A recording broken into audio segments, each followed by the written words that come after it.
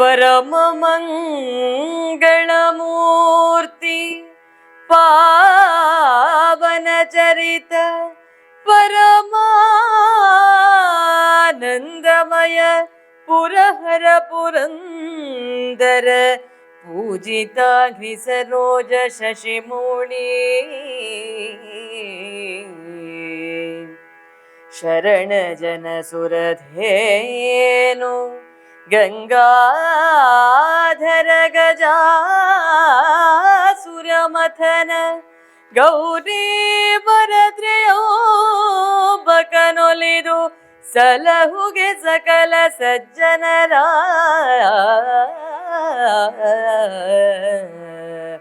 ಸಲಹುಗೆ ಸಕಲ ಸಜ್ಜನರ.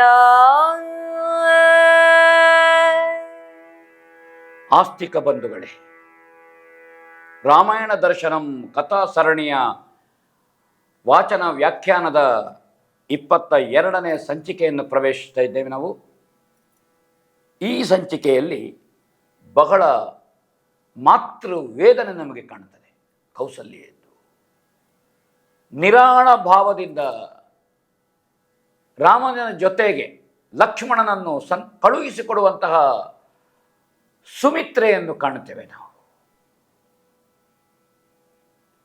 ಕಳೆದ ಸಂಚಿಕೆಯಲ್ಲಿ ದಶರಥನ ವೇದನೆ, ಅವನ ದುಃಖ, ಅವನ ನೋವು, ಕೈಕೇಯಿಯ ಆಕ್ರೋಶದ ಮಾತುಗಳು ಇದನ್ನು ನೋಡಿದ್ದೇವೆ ನಾವು.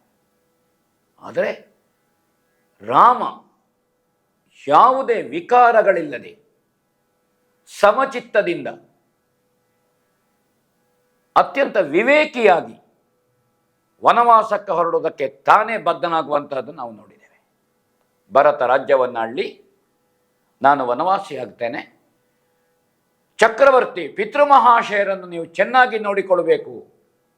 ವಸಿಷ್ಠರಿದ್ದಾರೆ, ಸುಮಂತ್ರರಿದ್ದಾರೆ, ಒಂದಷ್ಟು ಮಂದಿ ಅಲ್ಲಿ ಸೇರಿದ್ದಾರೆ. ಶೋಕಾಗಾರದಲ್ಲಿ ಅಥವಾ ಕ್ರೋಧಾಗಾರದಲ್ಲಿ ರಾಮನ ನಿಲುವು ಗೊತ್ತಾಗ್ತದೆ. ಅಲ್ಲಿಂದ ಕೌಸಲ್ಯೆಯ ಅಂತಃಪುರಕ್ಕೆ ಹೋಗುವಂತಹದ್ದು ಕವಿ ಬಹಳ ಸಂದರ್ಭ ಪರಮಯೋಗೀಶ್ವರನ ಚಿತ್ತವೃತ್ತಿಯಂತೆ ಅಂತ ಹೇಳ್ತಾನೆ ರಾಮನನ್ನು. ರಾಮನ ಚಿತ್ತ ಪರಮ ಯೋಗೀಶ್ವರನ ಹಾಗೆ, ಅದಕ್ಕಿಂತ ದೊಡ್ಡ ಯೋಗಾಚಾರ್ಯ ಇಲ್ಲ. ನಿರ್ಭಾವ ಇದು ನಮಗೆ ಕಾಣುತ್ತದೆ. ಅಂತಹ ರಾಮನನ್ನು ಕಾಣುತ್ತೇವೆ ಇಲ್ಲಿ. ಒಂದಿನಿತು ಮನಸ್ಸಿನಲ್ಲಿ ಆಗಲಿ ಮುಖದಾಗಲಿ ಆಗಲಿ, ಕೆಲವೊಮ್ಮೆ ಮಾತಿನಲ್ಲಿ ಹೇಳಿಬಿಡ್ತೇವೆ, ಆದರೆ ಮುಖದಲ್ಲಿ ಆ ಭಾವ ಇರುವುದಿಲ್ಲ. ನಮಗೆ ವ್ಯತ್ಯಾಸ ಇರ್ತದೆ. ಮುಖದಲ್ಲಿ ಭಾವ ಇದ್ದಂತೆ ಮಾತಿನಲ್ಲಿ ಇರುವುದಿಲ್ಲ, ಮಾತಿದ್ದಂತೆ ಮುಖ ಭಾವ ಇರುವುದಿಲ್ಲ. ಇಲ್ಲಿ ಯಾವುದೇ ವಿಕಾರಗಳಿಲ್ಲ ರಾಮನಲ್ಲಿ. ಇದನ್ನು ನಾವು ಕಾವ್ಯದ ನಾಯಕನಾಗಿ, ಒಂದು ಪುರಾಣ ಪುರುಷನಾಗಿ ರಾಮ ಎಷ್ಟು ಎತ್ತರಕ್ಕೆ ಹೋಗಿ ನಿಲ್ತಾನೆ. ಇನ್ನು 4 ಯುಗಗಳು ಮತ್ತೆ ಮತ್ತೆ ಮರುಕಳಿಸಿದರೂ ಒಬ್ಬ ರಾಮನನ್ನು ಮತ್ತೆ ನಾವು ಕಾಣಲಿಕ್ಕಿಲ್ಲ. ಅದು ನಮಗೆ ಕಾಣ್ತದೆ.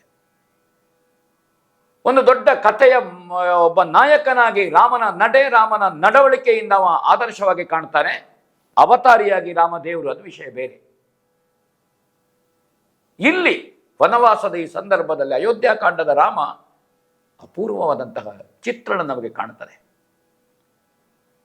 ಆ ಸಂದರ್ಭದಲ್ಲಿ ವಾರ್ತೆ ಎಲ್ಲ ಕಡೆಗೂ ಗೊತ್ತಾಯಿತಂತೆ. ಕೇಳೋಣ, ಕಾವ್ಯಶ್ರೀಯವರ ಧ್ವನಿಯಲ್ಲಿ ಕೇಳೋಣ. ಹರಿದು ವೃತ್ತಾಂತ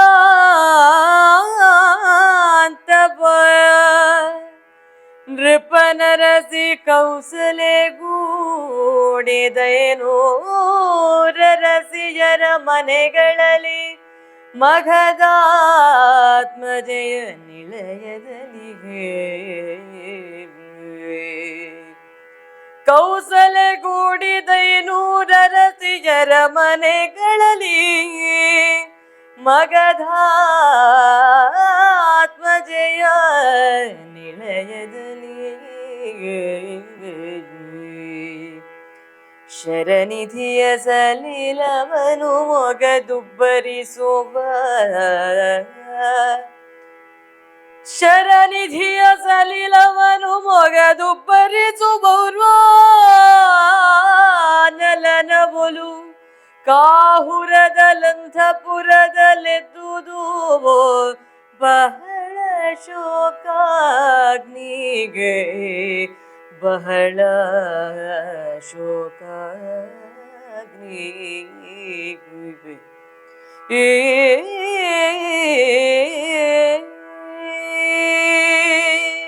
ಶೋಕಾಗ್ನಿ ಎಷ್ಟು ಅಂತ ಬಹುಶಃ ರಾಗ ಪ್ರಸ್ತುತಿಯಲ್ಲಿ ನಿಮಗೆ ಗೊತ್ತಾಗಿರಬೇಕು. ಕಾವ್ಯಶ್ರೀಯವರ ಕೌಸಲ್ಯ ಅಂತಃಪುರದಲ್ಲಿ, ಮಗಧ ರಾಜಪುತ್ರಿಯಾದಂತಹ ಸುಮಿತ್ರೆಯ ಅಂತಃಪುರದಲ್ಲಿ ಶೋಕಾಗ್ನಿ, ದುಃಖದ ಅಗ್ನಿ, ಕ್ರೋಧಾಗ್ನಿ ಇದೆ, ಇಲ್ಲಿ ಶೋಕಾಗ್ನಿ. ಎಲ್ಲ ರಸಭಾವಗಳಿಗೂ ಅಗ್ನಿ ಇದೆ. ಪ್ರೇಮಾಗ್ನಿ ಶೃಂಗಾರದಲ್ಲಿ ಅದು ಇಡೀ ವ್ಯಾಪಿಸಿತು ಅಂತ ಕವಿ ಹೇಳ್ತಾನೆ. ಅರಣ್ಯ ಗಮನ ವೃತ್ತಾಂತ ರಾಮನದ್ದು. ಇದು ಸಣ್ಣ ವಿಷಯ ಅಲ್ಲ. ಕೌಸಲ್ಯಾನಂದನ ವರ್ಧನ ರಾಮ, ಅಯೋಧ್ಯೆಯಲ್ಲಿರುವ ಸರ್ವ ಪ್ರಜೆಗಳ ಹೃದಯಾಂತರ್ಗತನಾದ ರಾಮ, ಹೃದಯ ಕಮಲ ಕರ್ಣಿಕೆಯಲ್ಲಿರುವ ರಾಮ, ಸರ್ವ ಜನ ಆನಂದವರ್ಧನ ರಾಮ. ರಾಮ ಯಾರಿಗೆ ಸಂತೋಷ ಕೊಡಲಿಲ್ಲ? ಸರ್ವತ್ರ ಸರ್ವಮಾನ್ಯನಾಗಿ ಸಂತೋಷ ಕೊಟ್ಟ ರಾಮ. ರಾಮನನ್ನು ಪ್ರೀತಿಸಿದವರಿಲ್ಲ, ರಾಮನನ್ನು ಗೌರವಿಸದವರಿಲ್ಲ, ರಾಮನಲ್ಲಿ ವಾತ್ಸಲ್ಯ ಹೊಂದದವರಿಲ್ಲ. ರಾಮನ ಬಗೆಗೆ ಒಬ್ಬನೇ ಒಬ್ಬರು ಅಯೋಧ್ಯೆಯಲ್ಲಿ ಕೆಟ್ಟದ್ದಾಡಿದ್ದಿಲ್ಲ. ರಾಮನ ನಡವಳಿಕೆ ಆಗಿತ್ತಂತೆ, ಬುದ್ಧಿ ಬಂದಲ್ಲಿಂದ ತೊಡಗಿ. ದಶರಥನಿಗೆ 300 ಮಂದಿ ಪತ್ನಿಯರು ಅಂತ ಉಲ್ಲೇಖ ಇದೆ. ಕೆಲವೊಂದು ರಾಮಾಯಣಗಳಲ್ಲಿ 500 ಮಂದಿ ಉಪಪತ್ನಿಯರು ಅಂತ ಉಲ್ಲೇಖ ಇದೆ. ಇಲ್ಲಿ 500 ಮಂದಿ ಉಪಪತ್ನಿಯರು ಅಂತ ಹೇಳ್ತಾನೆ ತೊರವೆ. ಅವರ ಎಲ್ಲರ ಮನೆಯಲ್ಲಿ ದುಃಖ ಆಯ್ತಂತೆ ರಾಮ ಹೊರಡ್ತಾನೆ ಅಂತ. ಅಲ್ಲಿ ಸವತಿಯ ಮಾತ್ಸರ್ಯ ಇರಲಿಲ್ಲ. ರಾಮನದ್ದು ಹಾಗೆ. ಹೆತ್ತ ತಾಯಿ ಕೌಸಲ್ಯ ಮಾತ್ರ ಅಲ್ಲ, ಕೈಕೇಯಿ, ಸುಮಿತ್ರೆ, ಮಿಕ್ಕುಳಿದ 500 ಮಂದಿ ಉಪಪತ್ನಿಯರು ಯಾರಿದ್ರು ಅವರಲ್ಲಿ ಎಲ್ಲರಲ್ಲಿಯೂ ಮಾತೃಭಕ್ತಿಯನ್ನು ರಾಮ ತೋರಿಸ್ತಾ ಇದ್ದ. ಏಕಪ್ರಕಾರವಾಗಿ ಅವರನ್ನು ಗೌರವಿಸುತ್ತಿದ್ದ, ಅವರ ಮನೆಗೆ ಹೋಗ್ತಿದ್ದ, ಮಾತಾಡ್ತಾ ಇದ್ದ ರಾಮ. ಅಷ್ಟೂ ಮಂದಿ ತಾಯಂದಿರು ಕಣ್ಣೀರಿನಲ್ಲಿ ಕೈ ತೊಳೆದು ಹೋದರಂತೆ. ಅವರು ಕಣ್ಣು ಮಂಜಾಗಿ ಹೋಯ್ತಂತೆ ರಾಮನಿಗೆ ವನವಾಸ ಎಂಬಂತಹ ವೃತ್ತಾಂತದಿಂದ. ಅರಸಿಯರ ಅರಮನೆಗಳಲ್ಲಿ, ಮಗಧ ರಾಜಪುತ್ರಿಯ ಭವನದಲ್ಲಿ ಸಮುದ್ರದ ನೀರನ್ನು ತೋಡಿ ಹಾಕಿ ಅಬ್ಬರಿಸುವ ಬಡವಾಗ್ನಿಯಂತೆ ದುಃಖದಿಂದ, ಅಪಾರವಾದಂತಹ ದುಃಖದಿಂದ, ವೇದನೆಯಿಂದ ಅವರು ಓಡೋಡಿ ಬರ್ತಾ ಇದ್ದಾರೆ ಅಂತ ಅಂತಃಪುರದಲ್ಲಿ ಎದ್ದಿತಂತೆ. ಯಾಕಂದ್ರೆ ಪಟ್ಟಾಭಿಷೇಕದ ಸಂಭ್ರಮಕ್ಕೆ ಬೇಕಾಗಿ ಕೈಯಲ್ಲಿ ಹಾನ ಹಿಡಿದು ನಿಂತುಕೊಂಡಿದ್ರು. ಅದನ್ನು ಊರಿನ ಭಾಷೆಯಲ್ಲಿ ಕುರುದಿ ಅಂತ ಹೇಳುತ್ತೇವೆ, ಒಂದು ಭಾಷೆಯಲ್ಲಿ, ಆಡು ಭಾಷೆಯಲ್ಲಿ. ಕುಂಕುಮವನ್ನು ಕಲಸಿದ ನೀರು ಅದು, ಅಥವಾ ಅದನ್ನು ಅರಸಿನ ಮತ್ತು ಸುಣ್ಣವನ್ನು ಸೇರಿಸಿ ಮಾಡುವ ಕ್ರಮವೂ ಇದೆ ಹಳ್ಳಿಯಲ್ಲಿ. ಇದು ದೃಷ್ಟಿ ತೆಗೆಯಲಿಕ್ಕೆ ಅಂತ ಅರ್ಥ, ಅಥವಾ ದೃಷ್ಟಿ ನಿವಾಳಿಸುವುದು ಅಂತ ಅರ್ಥ. ಮದುವೆ ಮಕ್ಕಳು ಮನೆಗೆ ಬಂದಾಗ ಅವರ ಸೌಂದರ್ಯವನ್ನು ಕಂಡು ಯಾರಾದರೂ ದೃಷ್ಟಿ ಆದರೆ ಅವರಿಗೆ ಅವಾಗ ಅವರ ದೃಷ್ಟಿ ತೆಗೆಯುವಂತಹದ್ದು.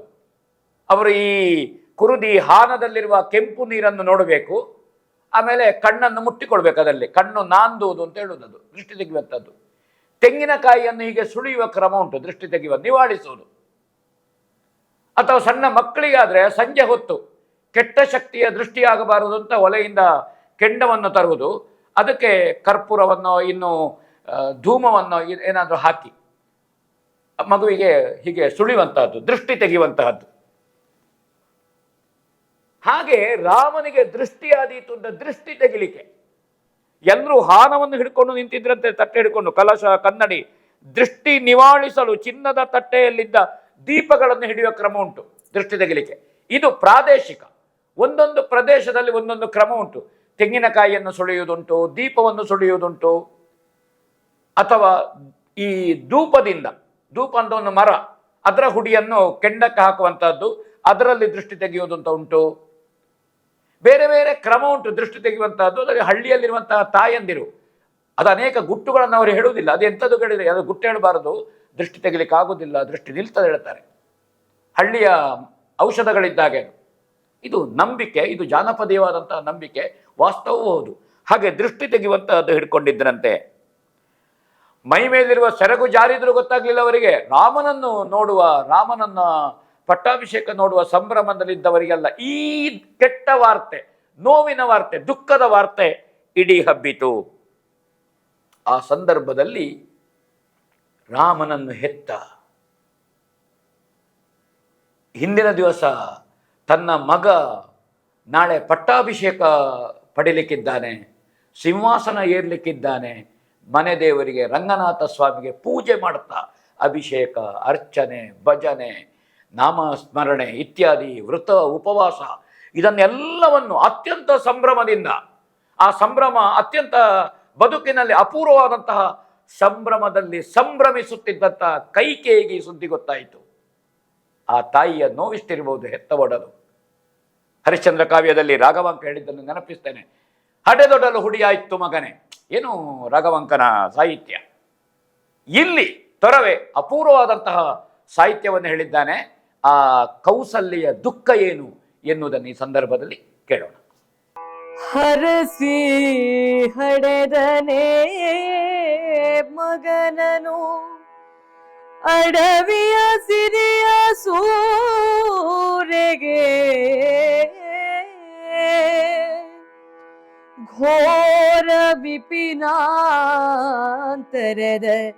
ಖಗ ಮೃಗ ರಾಜಧಾನಿಯ ರಾಜ ಸಂಪದಕ್ಕೆ ಗಿರಿಗುಹಾ ಕಟಗಂಗಳರ ಮನೆಯ ಗಿರಿಗುಹಾ ಕಟಕಂಗಳರ ಮನೆಯ ಅರಸುತನಕ್ಕೆ ಹಡೆದನೇ ಮಗನ ಅಕಟಕಟ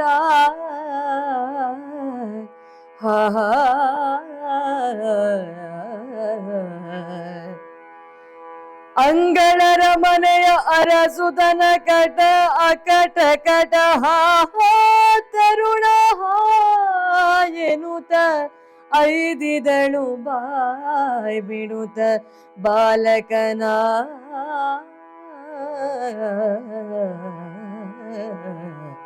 ಕಂದ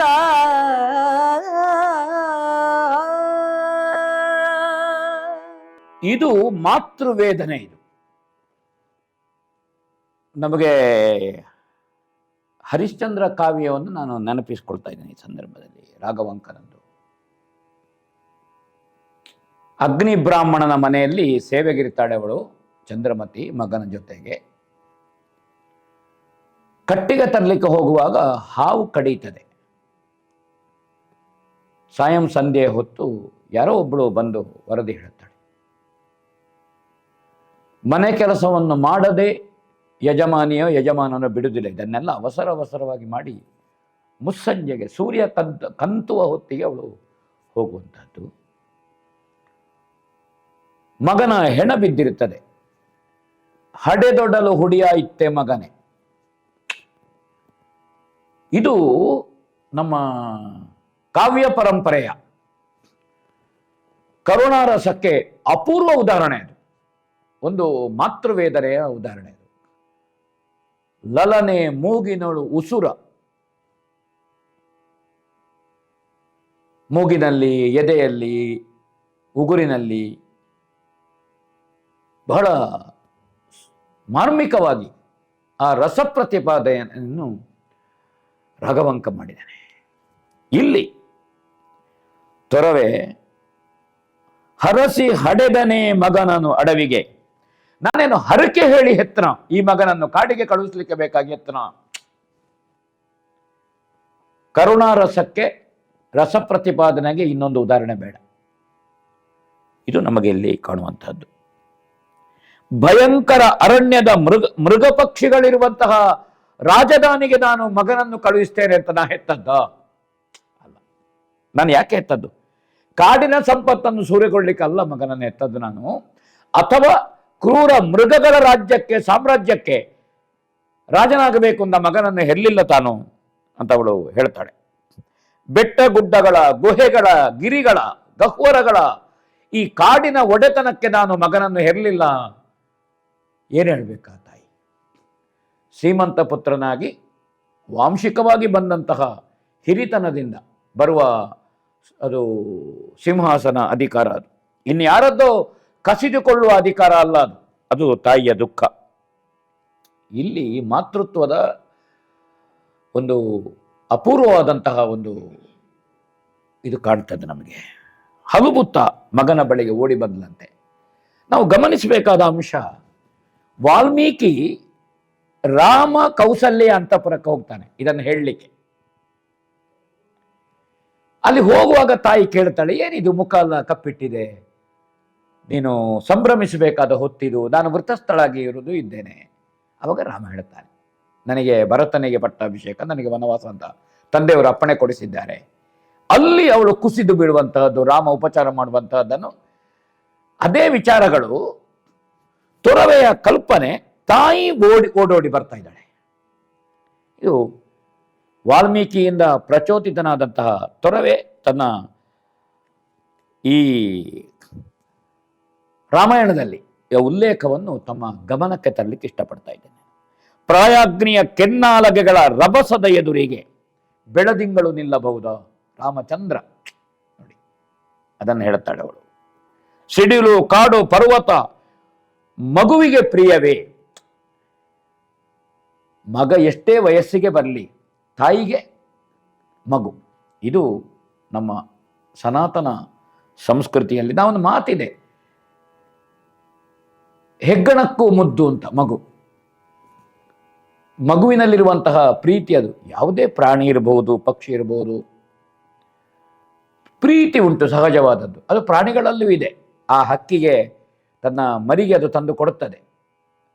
ರೆಕ್ಕೆ ಬಲಿತ ಮೇಲೆ ಅದು ತಳ್ಳುತ್ತದೆ ಗೂಡಿನಿಂದ, ಸ್ವತಂತ್ರವಾಗಬೇಕು ನೀನು ಅಂತ.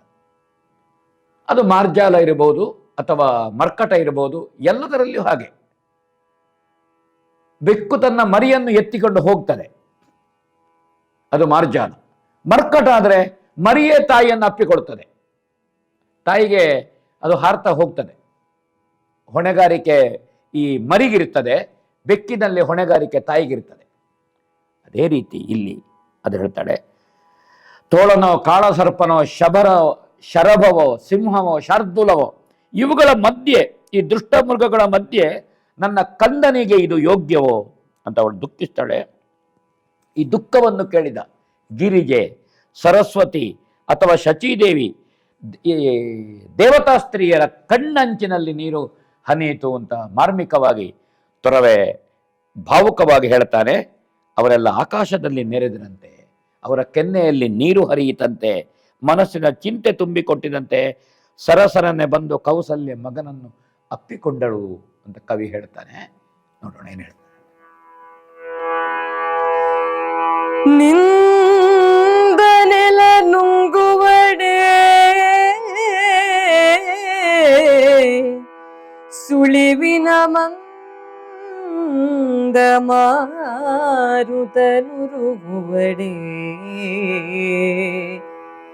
ನಿಂದನೆಲ ನುಂಗುವಡೆ ಸುಳಿವಿನ ಮಂದ ಮಾರುತ ಉರುಹುವಡೆ, ಪೂರ್ಣೇಂದು ಮಂಡಲ ಗರಳಮಯ ಕೌಮುದಿಯ ಕಾರುವಡೆ, ಕಂದ ಕೇಳೆ ಬದುಕಬಹುದೇ ತಂದೆ, ನಿನಗೀ ನೆನಹ ನೆನೆದರೆ ಹಿಂದೂಗಳೆವರಾರು ಹೇಳು, ಕಂದ ಕೇಳೆ ಬದುಕಬಹುದೇ ತಂದೆ, ನಿನಗೀ ನೆನಹ ನೆನೆದರೆ ಹಿಂದೂಗಳೆವರಾರು ಹೇಳು, ಎಂದಪ್ಪಿದಳು ಮಗನ ಕಂದ,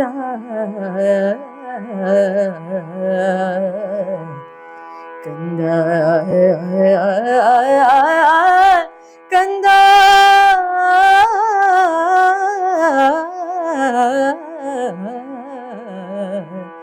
ಮಗನೇ.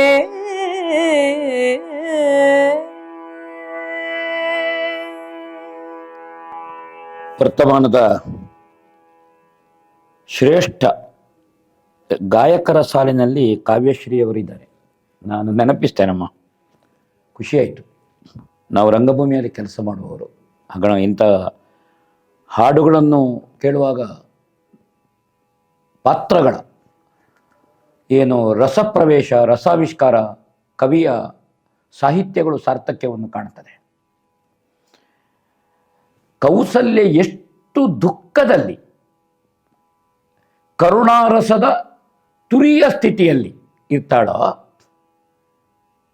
ಅದೇ ಸಂದರ್ಭದಲ್ಲಿ ವಾಲ್ಮೀಕಿಗಳು ಒಂದು ಕಡೆಯಲ್ಲಿ ಹೇಳ್ತಾರೆ, ಪರಮಯೋಗೀಶ್ವರನಂತೆ ರಾಮನಿದ್ದ. ಇದು ಬಹಳ ಮುಖ್ಯ. ಅನೇಕ ಸಲ ನಮಗೇನಾಗ್ತದೆ ಅಂದರೆ, ಎಲ್ಲರೂ ಭಾವುಕರಾಗಿ ಬಿಡ್ತಾರೆ. ತಾಯಿ ಕಣ್ಣೀರಿಳಿಸಿದ್ಲು, ರಾಮನು ಕಣ್ಣೀರಿಳಿಸಿದ, ಎಲ್ಲರೂ ಕಣ್ಣೀರಿಳಿಸಿದ. ಆದರೆ ಎಲ್ಲರೂ ದುಃಖದಲ್ಲಿದ್ದಾರೆ. 500 ಮಂದಿ ತಾಯಂದಿರು, ಕೌಸಲ್ಯೆ, ಸುಮಿತ್ರೆ, ಎಲ್ಲರೂ ಅಲ್ಲಿ ಸೇರಿದವರು. ಆದರೆ ಈ ಎಲ್ಲರ ಮಧ್ಯೆಯೂ ಒಂದೇ ಮಾತು ಸಾಕಲ್ಲ ವಾಲ್ಮೀಕಿಯದು, ಪರಮಯೋಗೀಶ್ವರನಂತೆ ರಾಮ ಸ್ಥಿತಪ್ರಜ್ಞನಾಗಿ ನಿಂತಿದ್ದ ಗಂಭೀರದಿಂದ. ಇದು ರಾಮನ ಯೋಗ್ಯತೆಗೆ, ಆ ವ್ಯಕ್ತಿತ್ವಕ್ಕೆ ಇನ್ನೊಂದು ಶಬ್ದ ಬೇಡ. ಆ ರೀತಿ ನಿಂತಿದ್ದನಂತೆ ರಾಮ.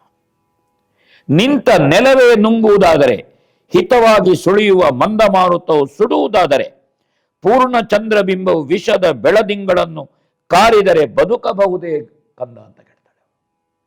ನೆಲವೇ ಕುಸಿಯಿತು, ನಿಂತದ್ದು ಬಿಡಿ. ಮಂದಮಾರುತ ಹಿತವಾಗಿ ಬೀಸ್ತದೆ, ಅದುವೇ ಸುಡುತ್ತದೆ ಅಂತಾದ್ರೆ, ಅದರಲ್ಲೇ ಬೆಂಕಿಯ ಕಿಡಿ ಉಂಟು ಅಂತಾದ್ರೆ ಏನು ಮಾಡೋದು ನಾವು? ತನ್ನ ಸ್ಥಿತಿಯನ್ನು ಹೇಳ್ತಾಳೆ ಅವಳು. ಪೂರ್ಣ ಚಂದ್ರಬಿಂಬ, ಹುಣ್ಣಿಮೆಯ ಚಂದ್ರ, ಅದು ವಿಷವನ್ನು ಹೋಮಿಸ್ತದೆ ಅಂತಾದ್ರೆ ಆ ಸ್ಥಿತಿ ಆಯಿತು ಮಗನೇ ನಿನಗೆ. ಇಂತಹ ಸ್ಥಿತಿಯನ್ನು ನೆನೆದ ಬಳಿಕ ತಿರಸ್ಕರಿಸುವವರು ಯಾರು? ಮಗನನ್ನು ಆಲಿಂಗಿಸಿಕೊಂಡು ತಾಯಿ. ಅದಕ್ಕಿಂತ ಹೆಚ್ಚು ಮಾತು ಕೌಸಲ್ಯಗೆ ಬರಲಿಲ್ಲ. ಹೆತ್ತ ಮೇಲೆ ಮಗನ ಉತ್ಕರ್ಷ, ಮಗನ ಬೆಳವಣಿಗೆ ಮತ್ತು ಜ್ಯೇಷ್ಠತ್ವ ವಾಂಶಿಕವಾಗಿ ಬರುವಂತಹ ಮತ್ತು ಯೋಗ್ಯತೆಯಿಂದ ಬರುವ ಎಲ್ಲರ ಅಭಿಮಾನಕ್ಕೆ, ಪ್ರೀತಿಗೆ, ಗೌರವಕ್ಕೆ ಪಾತ್ರನಾದಂತಹ ತನ್ನ ಮಗ ರಾಮ, ಆ ತಾಯಿಗಿದ್ದಂತಹ ಒಂದು ತೃಪ್ತಿ ಏನು, ಒಂದು ಹೆಮ್ಮೆ ಏನು, ಅಭಿಮಾನ ಏನು, ಎಲ್ಲ ಕುಸಿದೋಯಿತು. ನಾವು ಕೆಲವೊಮ್ಮೆ ಹೇಳುತ್ತೇವೆ, ಬೀಜ ಹಾಕ್ತೇವೆ, ನೀರು ಹಾಕ್ತೇವೆ, ಅದು ಮೊಳಕೆ ಬರ್ತದೆ, ಗಿಡ ಆಗ್ತದೆ, ಫಲ ಬರ್ತದೆ, ಇನ್ನೇನು ಫಲ ನಮಗೆ ಸಿಗ್ತದೆ, ಫಲಪ್ರಾಪ್ತಿ ಆಗ್ತದೆ ಅಂತ ಆಗುವಾಗ ಒಂದು ಬೀಸು ಗಾಳಿಗೆ ಗಿಡ ಮುರಿದೋಗ್ತದೆ. ವಿದ್ಯಾಭ್ಯಾಸ ಕೊಡ್ತೇವೆ ಮಕ್ಕಳಿಗೆ, ಅವರನ್ನು ಮಲಪುರೇಶಾದಿಗಳಿಂದ ತೊಳೆದು ಬೆಳೆಸ್ತಾಳೆ ತಾಯಿ. ಆ ಮಗುವಿಗೆ ಉಡುಪು ತೊಡಿಸ್ತಾಳೆ, ತಾನು ಸಂಭ್ರಮಿಸ್ತಾಳೆ, ಮಗುವಿಗೆ ವಿದ್ಯಾಭ್ಯಾಸ ಕೊಡ್ತಾರೆ. ಇನ್ನೇನು ಮಗು ಉದ್ಯೋಗಕ್ಕೋಗಿ ಕೈಗೆ ಬರ್ತಾನೆ ಅಂತ ಮಗು ತಪ್ಪಿ ಹೋಗುವಂಥದ್ದು ಅನ್ಯಾನ್ಯ ಕಾರಣ ಇರಬಹುದು. ನಾನು ಕಾರಣಗಳನ್ನು ಹೇಳೋದಿಲ್ಲ. ಒಂದು ಹೆಣ್ಣು ಮಗು ವಿದ್ಯಾಭ್ಯಾಸ ಕಲಿತು ಇನ್ನೇನು ಗಂಡನ ಮನೆಯನ್ನು ಸೇರಬೇಕು, ಒಳ್ಳೆ ಉದ್ಯೋಗ ಸಿಕ್ಕಿದೆ ಅಂತ ಹೇಳುವಾಗ ಕೈ ತಪ್ಪಿ ಹೋಗುವಂಥದ್ದು. ನೀವು ಸಮಾಜದ ಅನೇಕ ಸಂಗತಿಗಳನ್ನು ಗಮನಿಸುವ, ನಮ್ಮ ಸುತ್ತಮುತ್ತ ಆಗುವಂಥದ್ದು. ಆ ವೇದನೆ ಏನು? ಆ ತಾಯಿಯದ್ದು, ತಂದೆಯ ವೇದನೆ ಏನು? ಇದು ತೊರವೆ ಇಲ್ಲಿ ಸ್ಪಷ್ಟಪಡಿಸ್ತಾ ಇದ್ದಾನೆ. ಆ ಸಂದರ್ಭದಲ್ಲಿ ಲಕ್ಷ್ಮಣ ಜೊತೆಗಿದ್ದಾನಂತೆ. ಕುಶನೆ ಕೇಳಿ ಚಯಲಿ ರಾಜನ ವಸತಿಯಲಿ, ರಾಮಂಗೆ ಕೈಕೆಯ ದೆಸೆಯಲಾದಿ ವಾರ್ತೆ ಕೇಳಿಸಿತು ಊರ್ಮಿಳಾಪತಿಯ ಮಗ. ಕೈಕೆಯ ದೆಸೆಯಲಾದಿ ವಾರ್ತೆ ಕೇಳಿಸಿತು ಊರ್ಮಿಳಾಪತಿಯ. ಹಸಿದ ಹುಲಿಯೋ ಹೊಯ್ಲಿನಲ್ಲಿ ಗರ್ಜಿಸುವ ಸಿಂಹವೋ, ಹೆರೆಗಳದ ನಿಟ್ಟುಸುರಿ ನುರುಗನೋ, ಹೆರೆಗಳದ ನಿಟ್ಟುಸಿರು ನುರಗನೋ ಮೇಣೆನಲು ಸೌಮಿತ್ರಿ ಹಲು ಮೊರೆದ. ಸೌಮಿತ್ರಿ ಹಲು ಮೊರೆದ. ಕುಶನಿಗೆ ಕತೆ ಹೇಳ್ತಾ ಇದ್ದಾರೆ, ಲವನಿಗೆ ಕತೆ ಹೇಳ್ತಾ ಇದ್ದಾರೆ ವಾಲ್ಮೀಕಿಗಳು ಅಂತ ತೊರವೆಯು ಹೇಳ್ತಾನೆ. ಕೈಕೇಯಿಯಿಂದ ರಾಮನಿಗೆ ವನವಾಸ, ಈ ವಾರ್ತೆ ಲಕ್ಷ್ಮಣನ ಕಿವಿಗೆ ಬಿತ್ತು. ವಾಲ್ಮೀಕಿಯಲ್ಲಿ ಲಕ್ಷ್ಮಣ ಒಟ್ಟಿಗೆ ಇರ್ತಾನೆ. ಹಸಿದ ಹುಲಿ, ಸಿಂಹ, ಈ ಕಾಡು ಪ್ರಾಣಿಗಳು ಏನಿದೆ ಅವುಗಳಿಗೆ ಒಮ್ಮೆ ಹೊಟ್ಟೆ ತುಂಬಾದ್ರೆ ಮತ್ತೆ 10 ದಿವಸ ಏಳುವುದಿಲ್ಲ, ಅಥವಾ ಸಮೀಪದಲ್ಲೇ ಒಂದು ಪ್ರಾಣಿ ಹೋದರೂ ಅವುಗಳು ಬೇಟೆಯಾಡುವುದಿಲ್ಲ.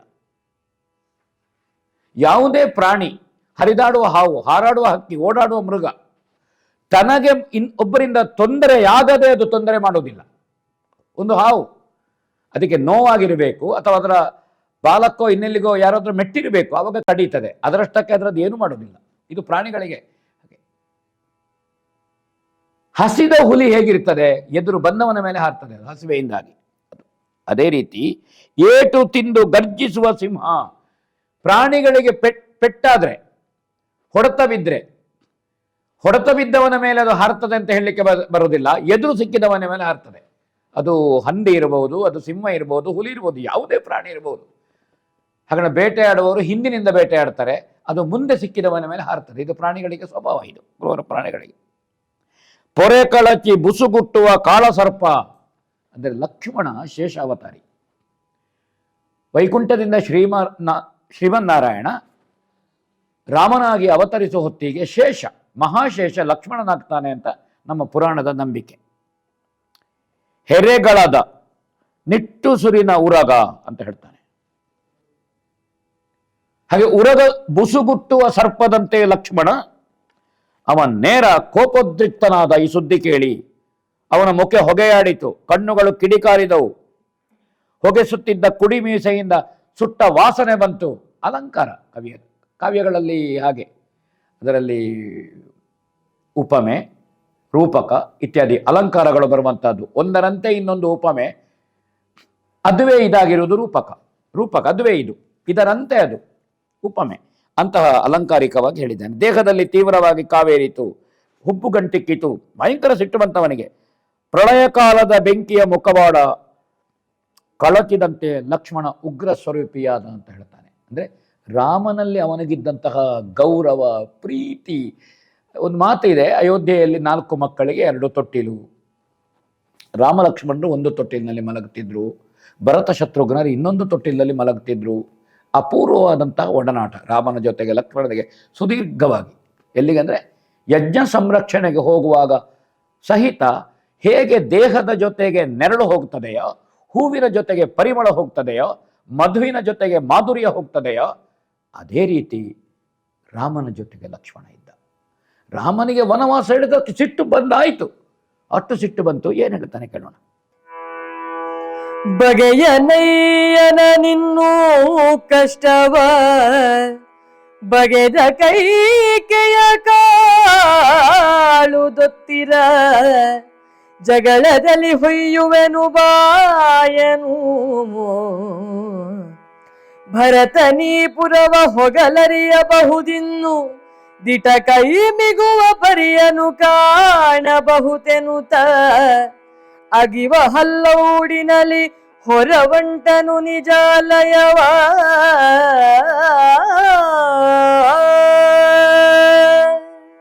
ತಂದೆಯನ್ನು ನಾನು ಲಕ್ಷಿಸುವುದಿಲ್ಲ, ಕೈಕಾಮಾತೆಯನ್ನು ನಾನು ಲಕ್ಷಿಸುವುದಿಲ್ಲ, ಸೇವಕಿಯರ ನಾನು ಯಾರನ್ನು ಲಕ್ಷಿಸುವುದಿಲ್ಲ ಹೇಳ್ತಾನೆ. ನಾನು ಯಾರನ್ನು ಲಕ್ಷಿಸುವುದಿಲ್ಲ, ಅವರ ನಾಲಿಗೆಯನ್ನು ನಾನು ಕೊಯ್ತೇನೆ. ಯಾರು ದಶರಥ ಭೂಪತಿಗಳ ಹತ್ರ ರಾಮನಿಗೆ ವನವಾಸ ಅಂತ ಹೇಳಿದ್ರ, ಅಥವಾ ದಶರಥ ಭೂಪತಿಗಳೇ ವನವಾಸ ಅಂತ ಹೇಳಿದ್ರ, ಅಂತವರ ನಾಲಿಗೆಯನ್ನು ಕೊಯ್ತೇನೆ. ಭರತನನ್ನು ಅಯೋಧ್ಯ ನಗರ ಪ್ರವೇಶಿಸಲಿಕ್ಕೆ ಬಿಡುವುದಿಲ್ಲ. ನಾವ ಬಂದ್ರೆ ಅಲ್ವೋ ಅವನಿಗೆ ಪಟ್ಟಾಭಿಷೇಕ ಆಗುವಂತಹದ್ದು. ಅಯೋಧ್ಯೆಗೆ ಬರುವುದನ್ನೇ ನಾನು ಬಿಡುವುದಿಲ್ಲ, ನೋಡಿಕೊಳ್ತೇನೆ. ಯಾರ ಕೈ ಮೇಲಾಗ್ತದೆ ಅಂತ ನೀವು ನೋಡಬಹುದು. ಲಕ್ಷ್ಮಣ ಹಲ್ಲು ಕಚ್ಚಿಕೊಂಡು ಸಿಟ್ಟಿನಿಂದ, ಬಹಳ ರೋಷಾವೇಶದಿಂದ, ಒಂದು ರೀತಿಯ ರೌದ್ರ ರಸ ಇದು. ವೀರರಸ ಮಾತ್ರ ಅಲ್ಲ, ರೌದ್ರರಸಕ್ಕೆ ಕ್ರೋಧ ಸ್ಥಾಯಿ ಭಾವ, ವೀರರಸಕ್ಕೆ ಉತ್ಸಾಹ ಸ್ಥಾಯಿ ಭಾವ. ನಮಗೆ ಅನೇಕ ಸಲ ವೀರ ಮತ್ತು ರೌದ್ರರಸದ ವ್ಯತ್ಯಾಸ ಗೊತ್ತಿರುವುದಿಲ್ಲ. ಇಲ್ಲಿ ರೌದ್ರರಸ ಉಕ್ಕಿ ಬರುತ್ತಿದ್ದ ಲಕ್ಷ್ಮಣನ ಕೋಪದ ಬೆಂಕಿ 10 ದಿಕ್ಕುಗಳಲ್ಲಿ ಅದು ಹರಡಿತು. ಪ್ರಳಯ ಕಾಲದಲ್ಲಿ ಜಗತ್ತನ್ನು ಮುಕ್ಕಿಬಿಡುವ ಈಶ್ವರನಂತೆ ಲಕ್ಷ್ಮಣ ಅತ್ಯಂತ ರಭಸದಿಂದ ಬಂದ ಅಂತ ಕವಿ ಹೇಳ್ತಾನೆ. ಇಲ್ಲಿ ಗುಂಪು ಕೂಡಿದವರು ಅಕ್ಕಪಕ್ಕ ಸರಿದರಂತೆ, ಕೈಕೇಯಿ ವಸಿಷ್ಠ ಮುನಿಯ ಮೊರೆ ಹೊಕ್ಕಳಂತೆ ಅವಳು. ಲಕ್ಷ್ಮಣನ ವೇಗ, ಕೈಯಲ್ಲಿ ಖಡ್ಗ ಉಂಟು, ಅವನ ಹತ್ರ ಬಿಲ್ಲಿದೆ. ಆವೇಶದಲ್ಲಿ ಕೈಕೇಯಿಯ ನೇರ ಬರ್ತಾನೆ. ಅವಳೇ ವಸಿಷ್ಠ ಮುನಿಗಳ ಆಶ್ರಯಕ್ಕೆ ಹೋದರೆ ಲಕ್ಷ್ಮಣ ಏನು ಮಾಡಿಯಾನು, ಯಾರನ್ನು ಗಮನಕ್ಕೆ ತೆಕ್ಕೊಳ್ಳೋ ಅಲ್ಲ ಲಕ್ಷ್ಮಣ ಅಂತ ಗೊತ್ತುಂಟು. ಏನು ಮಾಡ್ತಾ ಹೇಳ್ತಾನೆ ಕೇಳೋಣ. ಘರಣಿ ಜನ ಮುಸುಕಿಕೊಂಡಗ ನೆರವಿಗರ ಹೊಯ್ ಹೊಯ್ಯನು ತಯ ಸರಸರಿಸಿ ಬಂದನು ರಾಘವೇಂದ್ರನ ಹೊರೆ ಸೌಮಿತ್ರಿ. ಮರುಳುತನ ನಿಮಗುಂಟೆ ಬಿಡಿ ಬೇರರಸರುಂಟೆ ಧರೆಗೆನುತ ರಘುಬರನ ಜನನಿಯ ಜರೆದು ಜಾನಕಿಯರ ಸಯುತೆಂದ ಸೌಮಿತ್ರಿ.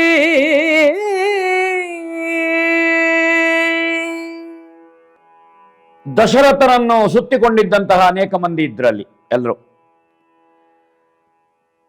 ಅವರನ್ನೆಲ್ಲ ಹೊಡಿರಿ ಹೊಡಿರಿ ಅಂತ ಅಬ್ಬರಿಸ್ತಾ ಬರ್ತಾನೆ ಲಕ್ಷ್ಮಣ. ಯಾರಲ್ಲೆಲ್ಲ ಇದ್ದಾರೆ ಕಿವಿ ತಿನ್ನೋರು ಅಂತ ಒಂದು ವಾಡಿಕೆ ಮಾತಿನೆಲ್ಲ ಇರ್ತವೆ. ಅವರನ್ನೆಲ್ಲ ಹೊಡಿರಿ ಅಬ್ಬರಿಸ್ತಾ ಬರ್ತಾನೆ. ಕೈಕೇಯಿಯ ಕಡೆಗೆ ಬರ್ತಾನೆ, ಎಲ್ಲ ಕಡೆಗೂ ಬರ್ತಾನೆ. ನೇರ ರಾಮನ ಬಳಿಗೆ ಬಂದನಂತೆ, ಗದರಿಸ್ತಾ ಕೆದರುಗೂದಲು ಒಂದು ಕಡೆಯಿಂದ ಕೈಯಲ್ಲಿ ಖಡ್ಗ, ಆವೇಶಭರಿತನಾಗಿ ಬರ್ತಾನೆ. ನಿಮಗೆಲ್ಲ ಭ್ರಾಂತಿ ಅಂತ ಹೇಳಿದವ ರಾಮನ ಹತ್ರ ಬಂದು, ನಿಮಗೆಲ್ಲ ಭ್ರಾಂತಿ ಹಿಡಿದಿದೆ, ಭ್ರಮೆಯಿಂದ ಕೂಡಿದ್ದೀರಿ ನೀವು. ಭೂಮಿಗೆ ಬೇರೆ ಅರಸರಿಲ್ಲ, ರಾಮನೊಬ್ಬನೇ ಅರಸ, ಮತ್ತೊಬ್ಬ ಅರಸರು ಭೂಮಿಗಿಲ್ಲ. ಕೈಕೇಯಿಯನ್ನು ನಿಂದಿಸಿ ಜಾನಕಿ ಪತಿಯ ಕುರಿತು ಹೇಳಿದನಂತವ. ಕೈಕೇಯಿ ಅಂದ್ರೆ ಭೂಮಿಗೆ ಬೇರೆ ಅರಸರಿಲ್ಲ ಅಂತ ನೋಡಿ ಹೇಳ್ತಾನೆ. ಹೆದರಿದ್ಲಂತೆ ಕೈಕೇಯಿ ಲಕ್ಷ್ಮಣನ ಆರ್ಭಟಕ್ಕೆ. ಮುಪ್ಪಿನಲ್ಲಿ ಅರಸರನ್ನು ಮುದಿಗ್ರಹ ಹಿಡಿದಿದೆ, ಅರಸರಿಗೆ ಪ್ರಾಯ ಆಗಿದೆ, ಮುದಿ ಗೂಬೆ. ಏನು ಗೊತ್ತುಂಟು ಅವರಿಗೆ ತಲೆಗೆ ಪಿತ್ತ ಏರಿದೆ, ಪ್ರಾಯ ಆಗಿ ಹೇಳ್ತಾನವ. ಬುದ್ಧಿ ಭ್ರಮಣೆಯಾಗಿದೆ, ತಲೆಯ ಪಿತ್ತದ ಬವಣೆ ಬಲಿದುದು. ಮುನಿವಸಿಷ್ಠ ಸುಮಂತ್ರ ಮಂತ್ರಿಗಳು ನೀವೆಲ್ಲ ಇಲ್ವೋ? ಪರಮಜ್ಞಾನಿಗಳಿದ್ದೀರಿ, ವಿವೇಕಿಗಳಿದ್ದೀರಿ, ಬುದ್ಧಿವಂತರಿದ್ದೀರಿ, ವಿದ್ಯಾವಂತರಿದ್ದೀರಿ, ನೀವೆಲ್ಲ ಹಿರಿಯರಿದ್ದೀರಿ. ನೀವು ಇವರೆಲ್ಲ ನಮಗೆ ಬೇಕಾದವರಲ್ವ? ಇವರಿರುವಾಗಲೂ ರಾಮನಿಗೆ ವನವಾಸ ಆಗ್ತದ, ಇಂತಹ ಸ್ಥಿತಿ ಬರ್ತದ ಅಂತ ಹೇಳ್ತಾನೆ. ಭರತನಿಗೆ ರಾಜ್ಯ, ನಿಮಗೆ ಅರಣ್ಯವಾಸ, ಇದು ಚೆನ್ನಾಗಿದೆ ಅಂತ ರಾಮನ ಹತ್ರ ಹೇಳ್ತಾನೆ. ಇಂತಹ ವಿವೇಕಿಗಳ ಮಧ್ಯೆ ವಸಿಷ್ಠರಿರುವಾಗ, ಸುಮಂತ್ರ ಇರುವಾಗ, ಇಂತಹ ಜ್ಞಾನಿಗಳಿರುವಾಗ ಅವಾಗ ಭರತನಿಗೆ ಪಟ್ಟಾಭಿಷೇಕ, ರಾಮನಿಗೆ ವನವಾಸ ಅಂತ ಉಂಟ? ರಾಮನ ಹತ್ರವೇ ಹೇಳ್ತಾನೆವ, ಹಾಗುಂಟ ಲಕ್ಷ್ಮಣ. ಜಳ್ಳು ಮನಸ್ಸೇತಕ್ಕೆ ರಾಜ ರಾಮ, ನೀನ್ ಯಾಕೆ ಜರಡು ಮನ ವೇಕರಸ, ನೀನ್ ಯಾಕೆ ಮನಸ್ಸನ್ನು ಮುದಗೊಳಿಸುವುದು, ಮೃದುಗೊಳಿಸುವುದು ಯಾಕೆ? ಮನಸ್ಸನ್ನು ಶುಷ್ಕಗೊಳಿಸುವುದು ಯಾಕೆ? ಕಾಳು ಇಲ್ಲದೆ ಇರುವಂತಹದ್ದು ಜಳ್ಳು. ನಿನ್ನ ಮನಸ್ಸಿನಲ್ಲಿ ವಿಚಾರಗಳಿಲ್ಲ, ನಿನ್ನ ಬುದ್ಧಿಯಲ್ಲಿ ವಿವೇಕ ಇಲ್ವೋ ಅಂತ ಕೇಳ್ತಾನೆ. ಜಳ್ಳು ಅಂದ್ರೆ ಹಾಗೆ, ಮನಸ್ಸಿನಲ್ಲಿ ಜಳ್ಳು ಅಂದ್ರೆ ಏನು? ವಿವೇಕ ಶೂನ್ಯನಾಗುವಂತಹದ್ದು, ವಿಚಾರ ಶೂನ್ಯನಾಗುವಂತಹದ್ದು ಮನಸ್ಸಿನ ಜಳ್ಳು. ಮನಸ್ಸನ್ನು ಬುದ್ಧಿ ನಿಯಂತ್ರಿಸಬೇಕು, ಬುದ್ಧಿಯನ್ನು ಮನಸ್ಸು ನಿಯಂತ್ರಿಸುವುದಲ್ಲ.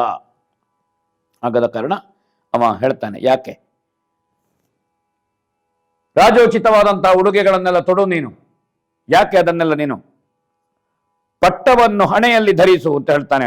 ಮುಹೂರ್ತ ಹತ್ತಿರವಾಗಿದೆ, ಪಟ್ಟಾಭಿಷೇಕಕ್ಕೆ ನಾನು ಕೈಲಾಸದಿಂದ ಶಿವದೇವರನ್ನು ಕರ್ಕೊಂಡು ಬರ್ತಾನೆ ಅಂತ ಹೇಳ್ತಾನೆ. ಪಟ್ಟಾಭಿಷೇಕಕ್ಕೆ, ಮೂರ್ಧಾಭಿಷೇಚನಕ್ಕೆ ತರುಣಿಯರು ಬರಲಿ, ಅವರೆಲ್ಲ ಬರಲಿ, ಬ್ರಹ್ಮ ಬರಲಿ, ದೇವತೆಗಳು ಬರಲಿ, ಶಿವ ಬರಲಿ, ನಾರಿಯರು ಬರಲಿ, ರಾಮನ ತಲೆಯ ಮೇಲೆ ಅಕ್ಷತೆ ಕಾಳನ್ನು ಹಾಕಿ ಆಶೀರ್ವಾದ ಮಾಡಿ. ತಾಯಂದಿರ ಹತ್ರ ಹೇಳ್ತಾನೆ, ರಾಮನಿಗೆ ಆಶೀರ್ವಾದ ಮಾಡಿ, ಪಟ್ಟಾಭಿಷೇಕವನ್ನು ನಾ ಮಾಡಿಸ್ತೇನೆ. ಭರತನ ತಾಯಿಗೆ ಚಿಂತೆಯನ್ನು ಜತೆಗೂಡಿ ಬೇಗ ಹೇಳಿ ನೀವು, ಎಲ್ಲ ಎದ್ದು ನಿಲ್ಲಿ, ನಾ ಮಾಡಿಸ್ತೇನೆ. ಲಕ್ಷ್ಮಣನ ಆಕ್ರೋಶದ ಮಾತುಗಳು ನಮಗಿಲ್ಲಿ ಕೇಳುತ್ತದೆ. ಬುಸುಗುಟ್ಟುತ್ತಾನೆ. ಏನು ಹೇಳ್ತಾರೆ? ಅವನ ಬುಸುಗುಟ್ಟುವುದು, ಅವನ ಆಕ್ರೋಶ, ಅವನ ರೋಷ, ಅವನ ಆಜ್ಞಾಶಕ್ತಿ ಈ ಮಧ್ಯೆ ಅಷ್ಟೇ ಶಾಂತನಾಗಿ ರಾಮನಿರ್ತಾನೆ. ಕೇಳೋಣ.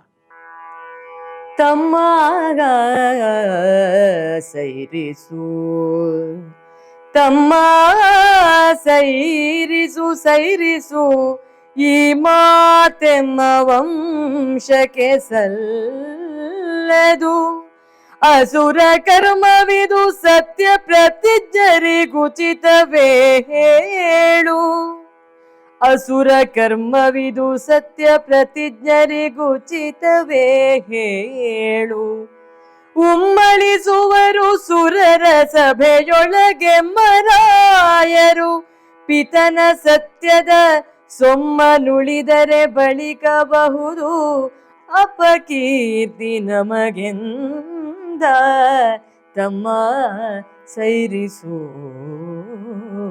ಸೈರಿಸು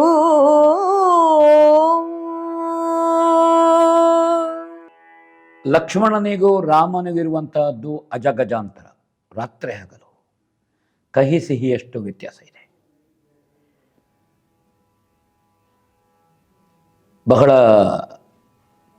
ಮಾರ್ಮಿಕವಾದ ಮಾತುಗಳನ್ನು ರಾಮ ಹೇಳ್ತಾನೆ.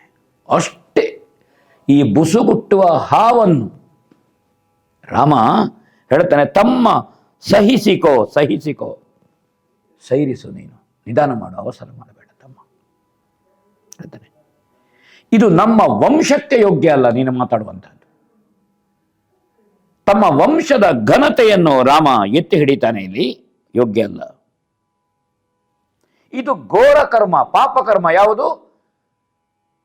ಚಕ್ರವರ್ತಿಯಾದ ದಶರಥ ಭೂಪತಿಯ ಮಾತಿಗೆ ವಿರುದ್ಧವಾಗಿ ನಡ್ಕೊಳ್ಳುವಂತಹದ್ದು, ಅಥವಾ ತಾಯಿಯ ಮಾತಿಗೆ ವಿರುದ್ಧವಾಗಿ ನಡ್ಕೊಳ್ಳುವಂತಹ. ಕೈಕೇಯಿ ತಾಯಿ, ಕೌಸಲ್ಯಲ್ಲಿ, ಸುಮಿತ್ರೆಯಲ್ಲಿ, ಕೈಕೇಯಿಯಲ್ಲಿ, ಅಥವಾ ಇನ್ನುಳಿದ 300-500 ಉಪಪತ್ನಿಯರಲ್ಲಿ ಭೇದ ಭಾವವನ್ನು ಕಂಡವ ರಾಮ ಅಲ್ಲ. ಹಾಗಾದ ಕಾರಣ ಹೇಳ್ತಾನೆ, ಇದು ನಮ್ಮ ಘನತೆಗೆ, ನಮ್ಮ ಹಿರಿಯರಿಗೆ ವಿರುದ್ಧವಾಗಿ ಮಾಡುವಂತಹದ್ದು ಘೋರ. ಇದು ಸತ್ಯವಚನ ಉಳ್ಳವರಿಗೆ ಸರಿಯಲ್ಲ, ಇದನ್ನು ನೀನು ಮಾಡಬಾರದು ಅಂತ ಹೇಳ್ತಾನೆ. ಇಂದ್ರ ಸಭೆಯಲ್ಲಿದ್ದವರು ಈ ಮಾತನ್ನು ಕೇಳಿದರೆ, ಇಂದ್ರ ಸಭೆಯಲ್ಲಿ, ಸುರರ ಸಭೆಯೊಳಗೆ ಎಮ್ಮರಾಯರು ಪಿತನ ಸತ್ಯದ ಸೊಮ್ಮನುಳಿದರೆ, ಯಾರು ಇಂದ್ರ ಸಭೆಯಲ್ಲಿದ್ದಾರೆ ಇವರೆಲ್ಲ ಈ ಮಾತಿನಿಂದ ಪತನ ಹೊಂದುತ್ತಾರೆ, ಅವರಿಗೆ ಪಾಪದ ಲೇಪ ಬರ್ತದೆ ಹೇಳ್ತಾರೆ. ಇದು ಭೂಷಣ ಅಲ್ಲ ನಮಗೆ ಈ ಮಾತುಗಳು. ನಮ್ಮ ವಂಶದ ಹಿಂದಿನ ರಾಜರು ದುಃಖಗೊಳ್ಳುತ್ತಾರೆ. ಅವರು ತಂದೆಯ ಸತ್ಯವಾಕ್ಯ ಪರಿಪಾಲನೆಯ ಸತ್ವವನ್ನು ನಾವು ನಾಶ ಮಾಡಬಾರದು. ಸತ್ಯವಾಕ್ಯ ಪರಿಪಾಲನೆ ಎನ್ನುವುದೇ ಸೂರ್ಯವಂಶೀಯರ ಸಂಪತ್ತು. ನಮಗೆ ಬೇರೆ ಸಂಪತ್ತಿಲ್ಲ, ಅದವರ ಸೊತ್ತು, ಅವರ ಸೊತ್ತು. ಇದು ಯಾವುದು? ಸತ್ಯವಾಕ್, ಸತ್ಯ ಸಂಕಲ್ಪ. ಇದು ನಮ್ಮ ಮನೆತನದ ಘನತೆ. ಇದು ಪೆಟ್ಟಿಗೆಯಲ್ಲಿರುವ ಸಂಪತ್ತಲ್ಲ, ಅಧಿಕಾರ ಅಲ್ಲ, ನಮಗಿರುವಂತಹ ಸಪ್ತದ್ವೀಪಾಂಕಿತವಾದಂತಹ ಈ ಭೂಮಿಯ ಒಡೆತನ ಅಲ್ಲ. ನಮ್ಮ ಸಂಪತ್ತು ಯಾವುದು? ಸತ್ಯ, ಅದು ಮುಖ್ಯ. ಆ ಕಾರಣದಿಂದ ನಾವು ಸತ್ಯವನ್ನು ಉಳಿಸಬೇಕು, ಅದನ್ನು ನಾಶಗೊಳಿಸಬೇಕು, ನಮಗೆ ಅಪಕೀರ್ತಿ ಬರ್ತದೆ ಅಂತ ಹೇಳ್ತಾನೆ. ಸತ್ಯವಾದಿಯು ಜಗತ್ತಿಗೆ ಸಾಕ್ಷಾತ್ ಶಿವನ ಸಮಾನ. ಭಗವಂತನ ಸ್ವರೂಪ ಹೇಗೆ ಅಂತ ಹಿಂದಿನ ಸಂಚಿಕೆಗಳಲ್ಲಿ ನಾನು ಹೇಳಿದ್ದೇನೆ. ಆಡುವುದಕ್ಕೆ ಸತ್ಯ, ಅನುಷ್ಠಾನಕ್ಕೆ ಧರ್ಮ, ಆರಾಧನೆಗೆ ದೇವರು. ಸತ್ಯ ಹೇಳಿದರೆ ದೇವರ ಪೂಜೆ, ಧರ್ಮವನ್ನು ಅನುಷ್ಠಾನ ಮಾಡಿದರೆ ಭಗವತ್ ಪೂಜೆ, ಅಥವಾ ಒಂದು ಉಪಾಧಿಯನ್ನಿಟ್ಟು ನಾವು ಪೂಜೆ ಮಾಡೋದೋ ಅಥವಾ ಭಜನೆ ಮಾಡೋದೋ ಆರತಿ ಮಾಡೋದೋ ಏನು ಮಾಡ್ತೇವೆ, ಅದು ಭಗವಂತನ ಆರಾಧನೆ. ಸತ್ಯ ಹೇಳಿದರೆ ಸತ್ಯಂ ಶಿವಂ ಸುಂದರಂ ಉಂಟಲ್ಲ, ಸತ್ಯ ಹೇಳಿದರೆ ಅದು ಶಿವಸ್ವರೂಪ, ಅದು ಸುಂದರ ಸ್ವರೂಪ ಅಂತ ಹೇಳ್ತಾನೆ. ವೇದ ಮತವಿದು ಜಗಕ್ಕೆ ಸುನೃತ ವಾದಿಯೇ ಸಾಕ್ಷಾತ್ ಶಿವನೋ. ಇದು ವೇದ ಮತ, ವೈದಿಕ ಮತ. ಇದು ಸತ್ಯ ಹೇಳಬೇಕಾದ್ದು ಮುಖ್ಯ. ಭಗವಂತ ಸತ್ಯ ಸ್ವರೂಪನು. ಒಬ್ಬ ಸತ್ಯ ದೂರನಾದ್ರೆ ಅವನ ನರಕಕ್ಕಿಳಿತಾನೆ ಅಂತ ಹೇಳ್ತಾನೆ. ಇದು ವೇದ ಸಿದ್ಧಾಂತ. ತಂದೆಯ ಮಾತನ್ನು ಉಳಿಸುವ ವಿಚಾರಗಳು ಏನಿದೆ ಅದನ್ನು ನೀನು ಚೆನ್ನಾಗಿ ಆಲೋಚನೆ ಮಾಡು, ಕೆಟ್ಟ ಹಠ ಮಾಡಬೇಡ.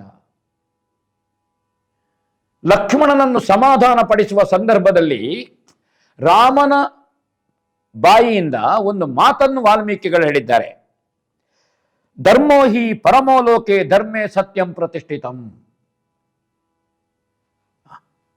ಇದನ್ನು ಹೇಳ್ತಾರೆ ವಾಲ್ಮೀಕಿಗಳು. ಪ್ರಪಂಚದಲ್ಲಿ ಧರ್ಮ ಏನಿದೆ ಅದು ಸತ್ಯನಿಷ್ಠವಾಗಿದೆ ಅಥವಾ ಸತ್ಯದಲ್ಲಿ ಪ್ರತಿಷ್ಠಾಪನೆಗೊಂಡಿದೆ. ಇಡೀ ಲೋಕದಲ್ಲಿ ಧರ್ಮವೇ ಮುಖ್ಯ. ಆ ಧರ್ಮ ಸತ್ಯನಿಷ್ಠವಾಗಿದೆ. ಸತ್ಯ ಮತ್ತು ಧರ್ಮ ಇದೊಂದು ನಾಣ್ಯದ ಎರಡು ಮುಖ ಇದ್ದ ಹಾಗೆ. ನೀವು ನಾಣ್ಯವನ್ನು ತೆಕ್ಕೊಳ್ಳಿ, ನಾಣ್ಯ ಏನು ಹೇಳ್ತದೆ? ಅದರ ಒಂದು ಬದಿ ನಾಣ್ಯ ಮೌಲ್ಯವನ್ನು ಹೇಳ್ತದೆ. ಅದೆಷ್ಟು? ಅದು 2, 2, 3, 10, ಅದರ ಮೌಲ್ಯ ಎಷ್ಟು? ಇನ್ನೊಂದು ಮುಖ ಏನು ಹೇಳ್ತದೆ?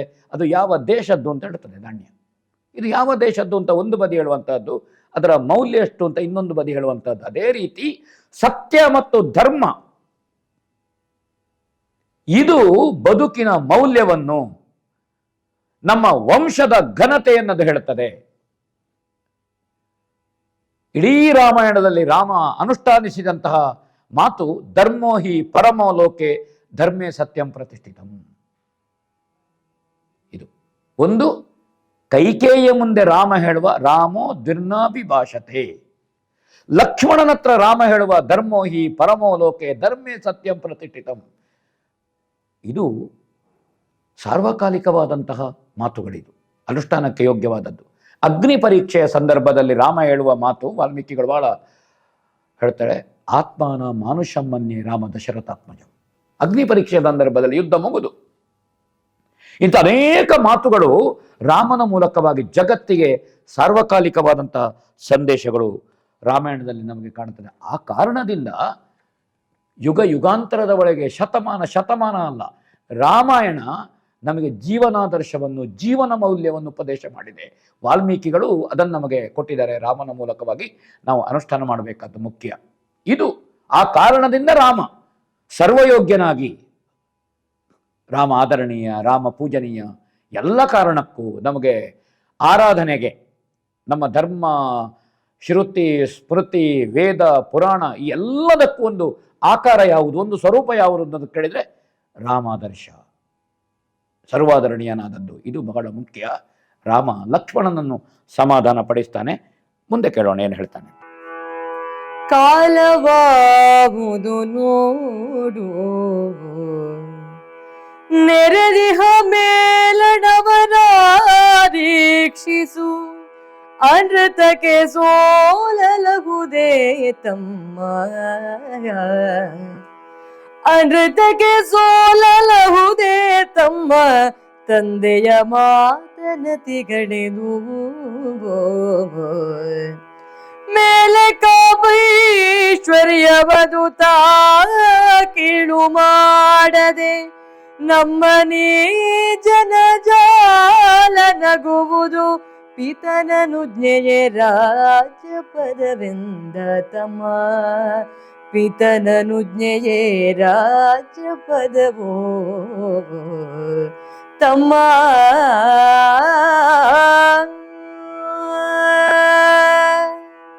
ಕಾರಣ ಉಂಟು ರಾಮ ಹೇಳಲಿಕ್ಕೆ. ಹನಿಷ್ಯೆ ಪಿತರಂ ವೃದ್ಧಂ, ವೃದ್ಧನಾದಂತಹ ತಂದೆಯನ್ನು ಕೊಲ್ಲಬೇಕು ಹೇಳ್ತಾನೆ ಲಕ್ಷ್ಮಣನ ಮಾತುಗಳು. ಹಾಗಾದರೆ ಲಕ್ಷ್ಮಣ ಕ್ರೂರಿಯ ಅಲ್ಲ. ರಾಮನಲ್ಲಿರುವಂತಹ ಅತಿಯಾದಂತಹ ಪ್ರೀತಿ, ಭಕ್ತಿ, ಗೌರವ ಇದು ಲಕ್ಷ್ಮಣನ ಹತ್ರ ಹೇಳಿಸ್ತಾನೆ. ತಾನು ರಾಮನನ್ನು ಎಷ್ಟು ಹಚ್ಚಿಕೊಂಡಿದ್ದಾನೆ ಅಂತ ಕೇಳಿದರೆ, ತಂದೆ ದಶರಥನನ್ನು ಕೊಲ್ಲಬೇಕು ಅಂತ ಹೇಳುವಷ್ಟು ರಾಮನಲ್ಲಿ ಪ್ರೀತಿ. ಹಾಗೆಂದ ಲಕ್ಷ್ಮಣ ಕ್ರೂರಿ ಅಲ್ಲ. ನಮಗೆ ಆತ್ಯಂತಿಕವಾದ ಪ್ರೀತಿ, ವಿಶ್ವಾಸ, ಶ್ರದ್ಧೆ, ನಂಬಿಕೆ ಎಲ್ಲಿ ಇದೆಯೋ ಅಂತಹ ಸ್ಥಳದ ಬಗೆಗೆ, ವ್ಯಕ್ತಿಗಳ ಬಗೆಗೆ, ತತ್ವದ ಬಗೆಗೆ ಅಪಚಾರ ಆದರೆ ನಮಗೆ ಸಹಿಸಲಿಕ್ಕಾಗದೇ ಇದ್ದ ಕೋಪ ಬರ್ತದೆ. ಇದು ಲಕ್ಷ್ಮಣನ ಸ್ಥಿತಿ. ಪ್ರತಿಜ್ಞೆ ಮಾಡ್ತಾನೆ ಅಂತ ಲಕ್ಷ್ಮಣ ವಾಲ್ಮೀಕಿಗಳು ಹೇಳ್ತಾರೆ. ತಂದೆಯನ್ನು ಕೊಲ್ತೇನೆ, ರಾಮನಿಗೆ ಪಟ್ಟಾಭಿಷೇಕ ಮಾಡ್ತಾನೆ ಅಂತ ಅವನು ಹೇಳ್ತಾನೆ. ನನ್ನ ಪ್ರತಿಜ್ಞೆ ಇದು ಅಂತ ಹೇಳ್ತಾನೆ. ರಾಮ ಹೇಳ್ತಾನೆ, ಕಾಲ ಯಾವುದು ನೋಡು, ಇಲ್ಲಿ ಸೇರಿರುವ ಹಿರಿಯರು ಯಾರು ಅಂತ ನೋಡು ನೀನು. ತಂದೆಯ ಮಾತನ್ನು ಮೀರಿ ಪಡೆಯುವ ಐಶ್ವರ್ಯ ನಮಗೆ ಒಳ್ಳೆಯದಾಗುವುದಿಲ್ಲ ತಮ್ಮ.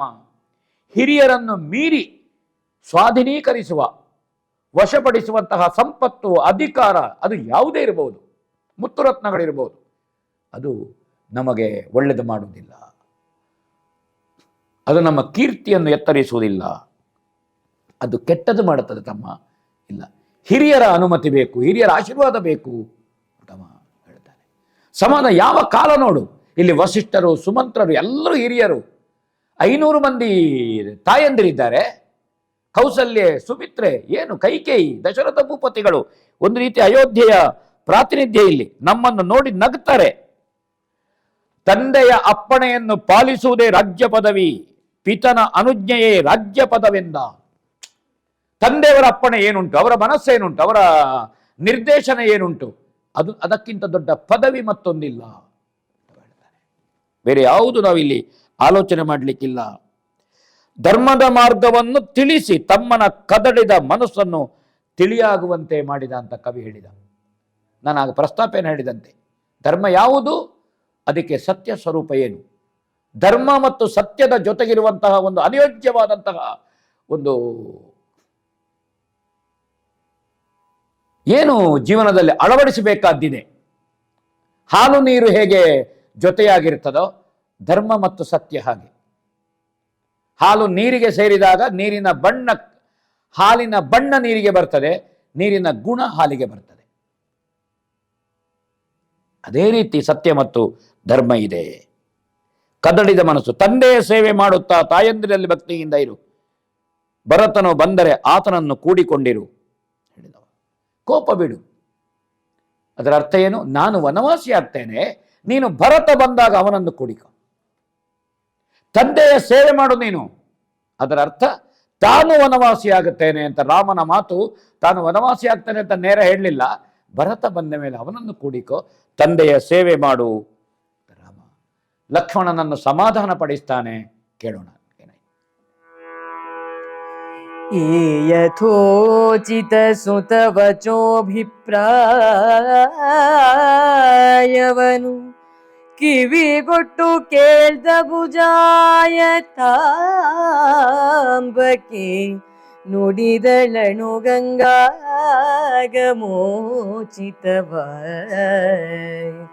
ಅಭುಜಾಯ ತಾಂಬಕಿ ನುಡಿದಳು ಅಣುಗಂಗಾಗಮೋಚಿತವ.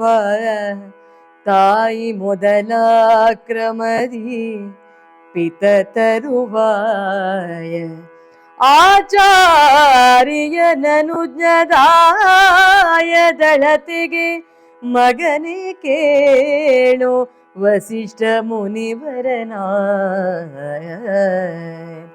ಆಚಾರ್ಯನನುಜ್ಞದಾಯದಳತೆಗೆ ಮಗನೇ ಕೇಳು ವಸಿಷ್ಠ ಮುನಿವರನಾಗ. ಅಭುಜಾಯ ತಾಂಬಕಿ ಅಣುಗಂಗೆ ನುಡಿದಳು ಆಗಮೋಚಿತವ. ಮಗನೇ ಕೇಳು. ಬಹಳ ಅರ್ಥಪೂರ್ಣವಾಗಿ ಕೌಸಲ್ಯಾದೇವಿ ರಾಮನ ಹತ್ರ ಹೇಳ್ತಾಳೆ. ಕಾಲೋಚಿತವಾದಂತಹ ಮಾತನ್ನು ಕಿವಿಗೊಟ್ಟು ಕೇಳಿದ ತಾಯಿ ಕೌಸಲ್ಯ ಲಕ್ಷ್ಮಣನನ್ನು ಸಮಾಧಾನ ಪಡಿಸುವಂತಹದ್ದು. ಒಬ್ಬ ಮಗನಾಗಿ ಲಕ್ಷ್ಮಣನಿಗೆ ಏನು ಕೆಲಸ? ಶಾಸ್ತ್ರವಾಕ್ಯವನ್ನು, ಧರ್ಮದ ನಡೆಯನ್ನು ರಾಮ ನುಡಿತಾನೆ. ಇದನ್ನು ಕೇಳಿ ಹೇಳ್ತಾರೆ, ಮಗನ ಅಪ್ಪಣೆಯನ್ನು ಪಾಲಿಸುವಲ್ಲಿ ತಾಯಿಯ ಮಾತು ಮೊದಲು. ಒಬ್ಬ ಮಗನಾದ ಅಪ್ಪಣೆಯನ್ನು ಪಾಲಿಸುವಲ್ಲಿ ತಾಯಿಯ ಮಾತು ಮೊದಲಲ್ವೋ ಅಂತ ರಾಮನ ಹತ್ರ ಹೇಳ್ತಾನೆ. ಹೇಗೆ ಮಗನಿಗೆ ತಾಯಿ ತಂದೆಯ ಮಾತು ಹೇಗೆಯೋ ಹಾಗೆ ಲಕ್ಷ್ಮಣನಿಗೆ ಹೇಳಿದ್ದೀನಿ ನೀನು, ಹಾಗೆ ಮಗನಾಗಿ ಅವನಿಗೇನು ತಾಯಿಯ ಮಾತನ್ನು ನಡೆಸಬೇಕಾದ್ದು ಮುಖ್ಯ. ಒಂದು ಶಾಸ್ತ್ರದಲ್ಲಿ ತಂದೆಗಿಂತ ತಾಯಿ ಶ್ರೇಷ್ಠಳು ಅಂತ ಹೇಳ್ತಾನೆ. ತಾಯಿ ಶ್ರೇಷ್ಠಳು ಅಂತ ರಾಮಾಯಣ ಅಲ್ಲಿ ಹೇಳುವಂಥ ಮಾತುಗಳನ್ನು ಹೇಳ್ತಾಳೆ ಅವಳು. ಮನೆ ಮೊದಲ ಪಾಠಶಾಲೆ, ಜನನಿ ತಾನೇ ಮೊದಲ ಗುರು. ನಮಗೆ ಎಲ್ಲ ಪ್ರಸಿದ್ಧವಾದಂಥ ಮಾತದು. ಸನ್ಯಾಸಿಗಳಾದವರಿಗೂ ತಂದೆ ಬಂದಾಗ ಎದ್ದು ನಮಸ್ಕರಿಸಬೇಕಾಗಿಲ್ಲ, ಆದರೆ ತಾಯಿ ಬಂದಾಗ ನಮಸ್ಕರಿಸಬೇಕು. ಸನ್ಯಾಸಿ ನಮಗೆ ಈ ಪ್ರಪಂಚದ ಬೆಳಕನ್ನು ಕಾಣುವುದಕ್ಕೆ ಕಾರಣವಾದವಳು ತಾಯಿ. ಅದು ಹೊಕ್ಕುಳ ಬಳ್ಳಿಯ ಸಂಬಂಧ. ಮಗು ಹುಟ್ಟಿದ ಮೇಲೆ ಹೊಕ್ಕುಳ ಬಳ್ಳಿಯನ್ನು ತುಂಡು ಮಾಡ್ತಾರೆ.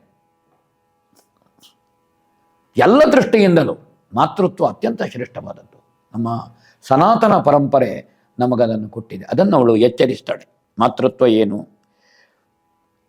ತಾಯಿ ಮೊದಲು ಹೇಳ್ತಾಳೆ. ಮೊದಲು ತಾಯಿ, ಆಮೇಲೆ ತಂದೆ, ಆಮೇಲೆ ಗುರು. ಇದು ಕ್ರಮ ಅಲ್ವೋ? ಬೇಕಾದ್ರೆ ವಸಿಷ್ಠರ ಹತ್ರ ಕೇಳು, ಅಥವಾ ಸುಮಂತ್ರರಿದ್ದಾರೆ, ಯಾರಿಲ್ಲಿ ಹಿರಿಯರಿದ್ದಾರೆ ಅವರ ಹತ್ರ ಎಲ್ಲ ಬೇಕಾದ್ರೆ ಕೇಳು. ಇದು ಸರಿಯಾದ ಕ್ರಮ ಅಲ್ವೋ? ಮೊದಲು ತಾಯಿ, ಎಲ್ಲ ದೃಷ್ಟಿಯಿಂದ. ಆ ಕಾರಣ ನೀನು ಆ ಕ್ರಮವನ್ನು ಮೀರದೆ ಇರಬೇಕಾದರೆ ತಾಯಿಯ ಮಾತನ್ನು ಪಾಲಿಸಬೇಕು. ನೀನೊಬ್ಬ ವಿದ್ಯಾವಂತ, ಸಜ್ಜನ, ವಿವೇಕಿ. ನಿನಗೆ ಶಾಸ್ತ್ರಗಳು ಗೊತ್ತುಂಟು, ಗೊತ್ತಿಲ್ಲದಿದ್ದರೆ ವಸಿಷ್ಠರ ಹತ್ರ ಕೇಳು. ಮೊದಲು ತಾಯಿ. ಹಾಗಾದ್ರೆ ತಾಯಿ ಹೇಳಿದ ಮಾತನ್ನು ನೀವು ಮೊದಲು ಕೇಳಬೇಕಾದ್ದು ಮುಖ್ಯ ಅಲ್ವ? ರಾಮ ಅಂತ ಹೇಳ್ತಾರೆ. ಇದು ಎಲ್ಲರಿಗೂ ಅನ್ವಯಿಸುವ ಶಾಸ್ತ್ರ ನಿಯಮ. ಇದು ಒಬ್ಬ ರಾಮನಿಗಲ್ಲ ಅಥವಾ ಇನ್ನು ಯಾರಿಗೂ ಅಲ್ಲ, ಜಗತ್ತಿನಲ್ಲಿ ಎಲ್ಲರಿಗೂ ಇದು ಸಾಮಾನ್ಯ. ಒಬ್ಬ ಪಾವನನಿಂದ ತೊಡಗಿ ಒಬ್ಬ ಪಂಡಿತನವರೆಗೆ ಎಲ್ಲರಿಗೂ ಹಾಗೆ. ತಾಯಿ ಮೊದಲು. ಭೂಲಕ್ಷ್ಮಿಗೆ ಒಡೆಯನಾಗು ರಾಮ, ನೀನು ರಾಜನಾಗು. ಇದು ನನ್ನ ಅಪೇಕ್ಷೆ ಅಥವಾ ನನ್ನ ಅನ್ನಿಸಿಕೆ, ನನ್ನ ಕೋರಿಕೆ, ನನ್ನ ಪ್ರಾರ್ಥನೆ ಅಥವಾ ನನ್ನ ಆಜ್ಞೆ ಏನೂ ಆಗಿರಬಹುದು. ಅದು ಭೂಲಕ್ಷ್ಮಿಗೆ ಒಡೆಯನಾಗು. ನನ್ನ ಮಾತನ್ನು ಅಲಕ್ಷಿಸಿದರೆ ದೇವತೆಗಳು ನಗಡ್ತಾರೆ, ನೀನು ಶಾಸ್ತ್ರ ಮೀರಿದಂತೆ ಆಗ್ತದೆ. ತನ್ನ ಆಶಯವನ್ನು ಕೌಸಲ್ಯೆ ಶಾಸ್ತ್ರವಾಕ್ಯದೊಂದಿಗೆ ಮುಂದಿಡ್ತಾಳೆ. ಕೇಳೋಣ ರಾಮ ಏನು ಹೇಳ್ತಾನೆ ಅಂತ. ಉಚಿತವೇ ನಿಮಗಿದು ಪರೀಕ್ಷಿಸಿಗೆ, ಸುಚರಿತಾಗಮ ಧರ್ಮಶಾಸ್ತ್ರ ಪ್ರಚುರತೆಯ ನಾಡಾಡಿ ಎಣಿಕೆಯ ಮತ ಕಾಶಿನಿಯೇ,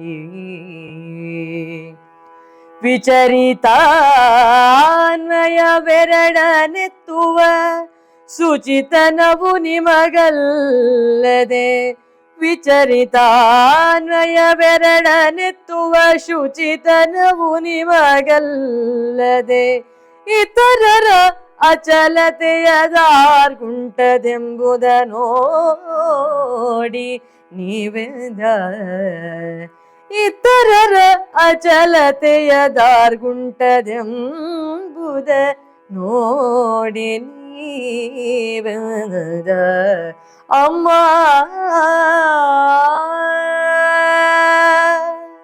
ಅತ್ಯಂತ ವಿನೀತನಾಗಿ ರಾಮ ಎಷ್ಟು ಆವೇಶಭರಿತವಾಗಿ, ಭಾವನಾತ್ಮಕವಾಗಿ, ದುಃಖದಿಂದ ಕೌಸಲ್ಯ ಹೇಳ್ತಾಳೋ ಅಷ್ಟೇ ವಿನೀತನಾಗಿ, ವಿಚಲನೆಗೊಳ್ಳದೆ, ಸ್ಥಿತಪ್ರಜ್ಞನಾಗಿ ರಾಮ ಆಡ್ತಾನಂತೆ.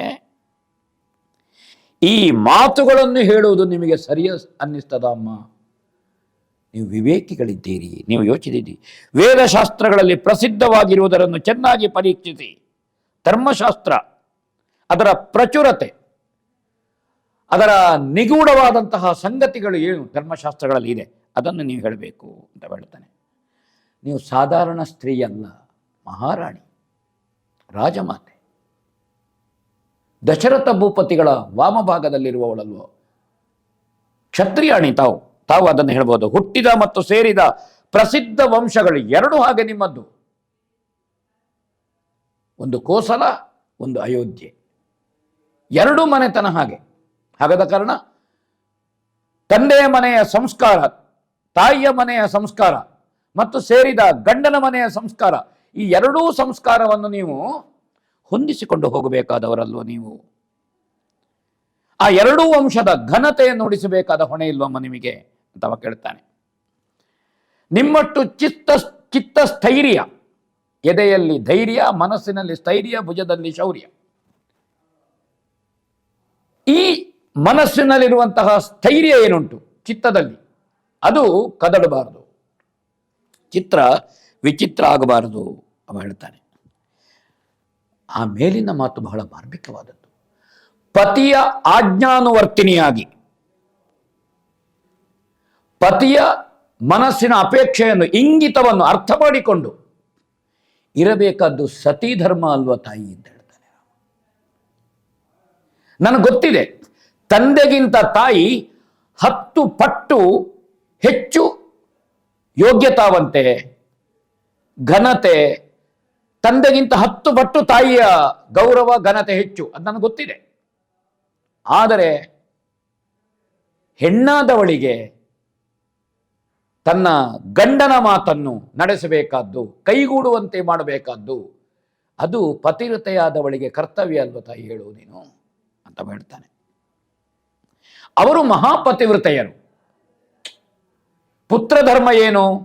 ಪಿತೃವಿನ ಅಂದರೆ ತಾಯಿ ಮತ್ತು ತಂದೆ ಪಿತೃವಿನ ಆಶಯವನ್ನು ಅರ್ಥವಿಸುವಂತಹದ್ದು ಹೇಗೆ ಪುತ್ರ ಧರ್ಮವೋ, ಪತಿಯ ಆಶಯವನ್ನು ಅರ್ಥವಿಸಬೇಕಾದ್ದು ಸತಿ ಧರ್ಮ.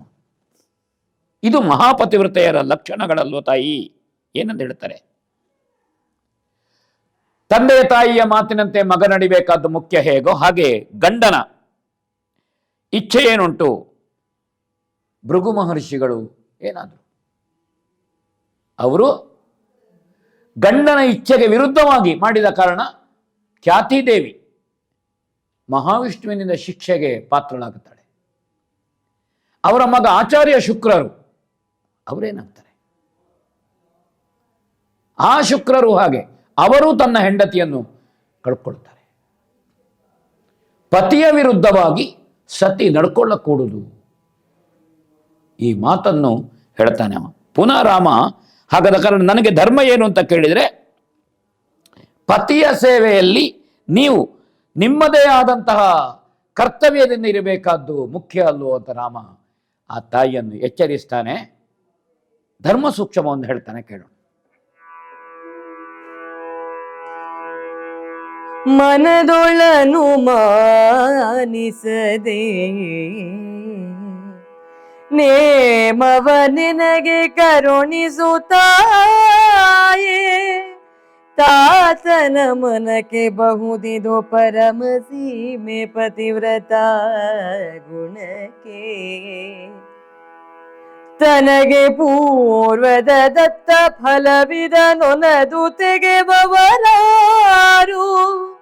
ಚಿಂತಾವನದಿ ಬತ್ತಲೆನುತ್ತ ನೆರೆ ನಂಬಿಸಿದನು ಅಂಬಿಕೆಯ, ನಂಬಿಸಿದ ನಂಬಿಕೆಯ.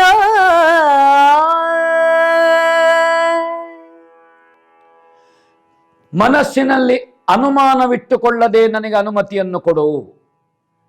ಮನದೊಳು ಅನುಮಾನಿಸದೆ ನೇಮವ ನೆನಗೆ ಕರುಣಿಸಿತಾಯೆ, ತಾತನ ಮನಕ್ಕೆ ಬಹುದಿದು. ತಂದೆಯವರ ಮನಸ್ಸಿದು. ಹೆತ್ತವರು ಅಂದರೆ ತಂದೆ ಮತ್ತು ತಾಯಿ ಇಬ್ಬರು ಹೌದು.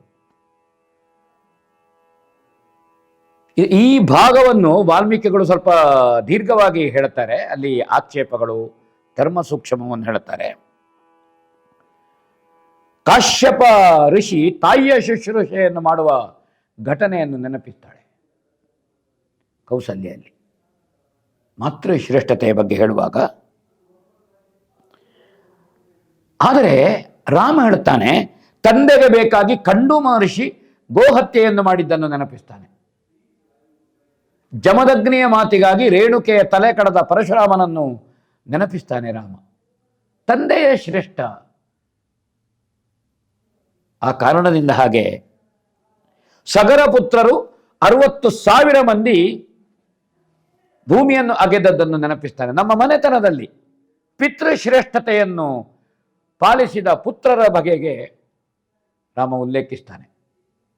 ಇಂಥ ಅನೇಕ ಧರ್ಮ ಸೂಕ್ಷ್ಮದ ಸಂಗತಿಗಳು ಅಲ್ಲಿ ಬರುತ್ತದೆ. ಒಂದು ಸಂದರ್ಭದಲ್ಲಿ ಕೌಸಲ್ಯ ಹೇಳ್ತಾಳೆ, ನನಗೆ ಮರಣಕ್ಕೆ ಅಪ್ಪಣೆ ಕೊಡು ಮಗ, ನನಗೆ ಸಾಯಲಿಕ್ಕೆ ಅಪ್ಪಣೆ ಕೊಡು, ನೀನು ಹೊರಟು ಹೋಗುವಂದ್ರೆ ಏನು. ಅಲ್ಲಿಯೂ ರಾಮ ಆಡುವುದಿಲ್ಲ. ಅವ ಪರಮಯೋಗೀಶ್ವರನಂತೆ ವ್ಯವಹರಿಸುತ್ತಾನೆ ಅಂತ ವಾಲ್ಮೀಕಿಗಳು ಹೇಳ್ತಾರೆ. ಆ ಕಾರಣದಿಂದ ಇಲ್ಲಿ ಅನುಮಾನ ಬೇಡ. ಪರಮ ಪತಿವ್ರತ ಧರ್ಮವಿದು, ನನ್ನ ಪೂರ್ವಜನ್ಮದ ಫಲ ಇದು, ಇದನ್ನು ನೀನು ಕಳಿಬೇಡ, ತೂರಿ ಕಳಿಬೇಡ, ನನಗೆ ಪುಣ್ಯ ಇದು. ಹದಿಹರೆಯದಲ್ಲಿ ವಾನಪ್ರಸ್ಥ ಬರುವಂತಹದ್ದು ಇದು ಪುಣ್ಯ. ವಾನಪ್ರಸ್ಥ ಯಾವಾಗ ಬರಬೇಕು? ಬ್ರಹ್ಮಚರಿಯಾಗಿ ಗೃಹಸ್ಥನಾಗಿ ಆಮೇಲೆ ಬರುವಂತಹದ್ದು ಸನ್ಯಾಸ, ವಾನಪ್ರಸ್ಥ. ಇದು ಬರುವಂತಹದ್ದು ಈ ಕಾಲಧರ್ಮದಲ್ಲಿ ಹೇಳೋದಿದ್ರೆ, ನಾವು ವಯೋಧರ್ಮದಲ್ಲಿ ಹೇಳೋದಿದ್ರೆ ಒಂದು 80-90 ವರ್ಷ ಆಗೋ ವಾನಪ್ರಸ್ಥ ಬರಬೇಕು. ಆ ವಾನಪ್ರಸ್ಥ ನನಗೆ ಈಗ ಬರ್ತದೆ. ತಾರುಣ್ಯದಲ್ಲಿ ವಾನಪ್ರಸ್ಥ ಬರ್ತದೆ. ಇದಕ್ಕಿಂತ ದೊಡ್ಡ ಯೋಗ ಉಂಟ? ಇದಕ್ಕಿಂತ ದೊಡ್ಡ ಪುಣ್ಯ ಉಂಟ? ಪುಣ್ಯ ಫಲ ಇದು. ಅದನ್ನು ಹೇಳ್ತಾನೆ ಪ್ರಾಪ್ತಿ ಅಂತ ಹೇಳ್ತಾನೆ. ವಿಧಿ. ನಾವು ಏನು ಮಾಡ್ತೇವೆ ಅಂತ ಗೊತ್ತಿರುವುದಿಲ್ಲ, ಆದರೆ ನಮ್ಮಂದ್ರೆ ಏನು ಮಾಡಿಸಬೇಕು ಅಂತ ಗೊತ್ತಿರುವುದೇ ವಿಧಿ. ಇದು ವಿಧಿಯಮ್ಮ ನನಗೆ. ಬೇರೆ ನಾವು ಯಾರನ್ನೂ ದೂರುವುದು ಬೇಡ. ಕೈಕೆಯನ್ನು ದೂರುವುದು ಬೇಡ, ದಶರಥ ಭೂಪತಿಗಳನ್ನು ದೂರುವುದು ಬೇಡ. ನನಗೆ ವಿಧಿ ಇದು, ಪೂರ್ವಜನ್ಮದ ಫಲ ಇದು. ಅದಕ್ಕೆ ಬೇಕಾಗಿ ನಾವು ಯಾಕೆ ಆತ್ಯಂತಿಕವಾಗಿ ಅನೇಕ ಸಲ ನಾವು ತೀರ್ಮಾನಕ್ಕೆ ಬರುವುದು ಹಾಗೆ, ಒಂದು ಅಪಘಾತ ಆಗ್ತದೆ ಅಂತ ಇಟ್ಟುಕೊಳ್ಳುವ, ಏನೋ ಒಂದು ಅಂಗಕ್ಕೆ ತಾಗೀತು, ಅವಾಗ ನಾವು ಹೇಳ್ತೇವೆ ದೊಡ್ಡದು ಬರುವುದು ಸಣ್ಣದರಲ್ಲಿ ಹೋಯಿತು ಅಂತ. ಅದು ವಿಧಿ. ಹೀಗೆ ಸಮಾಧಾನ ಪಟ್ಟುಕೊಳ್ಳುವಂತಹದ್ದು ಆಸ್ತಿಕತೆ ಹೇಗೆಯೋ ಹಾಗೆ ರಾಮ ಹೇಳುತ್ತಾನೆ ಇದು ವಿಧಿ. ನಿಮ್ಮ ಚಿಂತಾ ಸಾಗರವು ಬತ್ತಲಿ ತಾಯಿಯನ್ನು ಒಪ್ಪಿಸಿದನಂತೆ. ಕವಿ ಹೇಳ್ತಾನೆ ತಾಯಿಯನ್ನು ಒಪ್ಪಿಸಿದಂತೆ ಅವಳು ಮೌನಿಯಾಗಿ ಹೋದ್ಲಂತೆ. ತಾಯಿಯ ಮುಂದೆ ಹೇಳ್ತಾನೆ ಅವ ಮತ್ತೆ 14 ವರ್ಷ ಕಳೆದು ನಾನು ಬರ್ತೇನಮ್ಮ. ತಂದೆಯ ಶುಶ್ರೂಷೆಯನ್ನು ಮಾಡಿಕೊಂಡಿರಬೇಕು ನೀವು. ಪತಿ ಸೇವೆಯೇ ನಿಮಗೆ ಹೊರತು ಅನ್ಯತಾ ಮತ್ತೊಂದು ಯೋಚಿಸಬಾರದು ನೀವು. ಇದು ಪತಿವ್ರತೆಯರಿಗೆ ಭೂಷಣ. ಪತಿವ್ರತ ಧರ್ಮವನ್ನು ರಾಮ ಬಹಳ ಮಾರ್ಮಿಕವಾಗಿ ಅರ್ಥಪೂರ್ಣವಾಗಿ ಹೇಳುವಂತಹದ್ದು ವಾಲ್ಮೀಕಿಗಳು ಒಂದು ಸಂಧಿಯಲ್ಲಿ ಉಲ್ಲೇಖ ಮಾಡ್ತಾರೆ ಅಯೋಧ್ಯಕಾಂಡದಲ್ಲಿ. ಪತಿವ್ರತ ಧರ್ಮ ಏನು ಬಹಳ ಸೊಗಸಾಗಿದೆ. ಅದೇ ರೀತಿ ಸೀತೆ ಮತ್ತು ರಾಮರ ಸಂಭಾಷಣೆಯಲ್ಲಿ ರಾಮ ಸೀತೆಗೆ ಹೇಳುವ, ಸೀತೆ ಗಂಡನಿಗೇನು ಹೊಣೆ, ಹೇಗೆ ಸೊಸೆಯಾದವಳಿಗೆ ಮಾವನ ಸೇವೆ ಅತ್ತೆಯ ಸೇವೆ ಅಂತ ಏನು ಹೇಳ್ತಾ, ಅದಕ್ಕಿಂತ ಮಾರ್ಮಿಕವಾಗಿ ಸೀತೆ ಪತಿವ್ರತ ಧರ್ಮ ಏನು, ಇದನ್ನು ಅತ್ತೆ ಹತ್ರ ನೀವು ಬಹಳ ಸೊಗಸಾಗಿ ಹೇಳಿದ್ರಿ, ಅದೇ ಪತಿವ್ರತ ಧರ್ಮ ನನಗಿಲ್ವೋ ಅಂತ ಸೀತೆ ಕೇಳ್ತಾಳೆ ರಾಮನನ್ನು ವನವಾಸಕ್ಕೆ ಒಪ್ಪಿಸಲಿಕ್ಕೆ ಬೇಕಾಗಿ. ಇದನ್ನು ರಾಮ ಹೇಳ್ತಾನೆ. ದೇವತೆಗಳು ಕೊಂಡಾಡಿದ್ರಂತೆ ರಾಮನ ನಿಲುಮೆಯನ್ನು, ಅವನ ಧಾರ್ಮಿಕ ಪ್ರಜ್ಞೆಯನ್ನು. ಸಮುದ್ರ ಘೋಷದ ಧ್ವನಿಯಲ್ಲಿ ಹೊಗಳಿದ್ರಂತೆ ಇಂದ್ರ ಅಗ್ನಿ ಎಲ್ಲ ದೇವತೆಗಳು ಇವರು ಪುಷ್ಪವೃಷ್ಟಿಯನ್ನು ಮಾಡಿದ್ರು ಅಂತ ಹೇಳ್ತಾರೆ. ಆ ಸಂದರ್ಭದಲ್ಲಿ ವಸಿಷ್ಠರ ಮಾತನ್ನು ಕೇಳುವ. ಮೊಳೆತುದ ಮನುವಿಂ ವಿಕುಕ್ಷಿಯೊಳು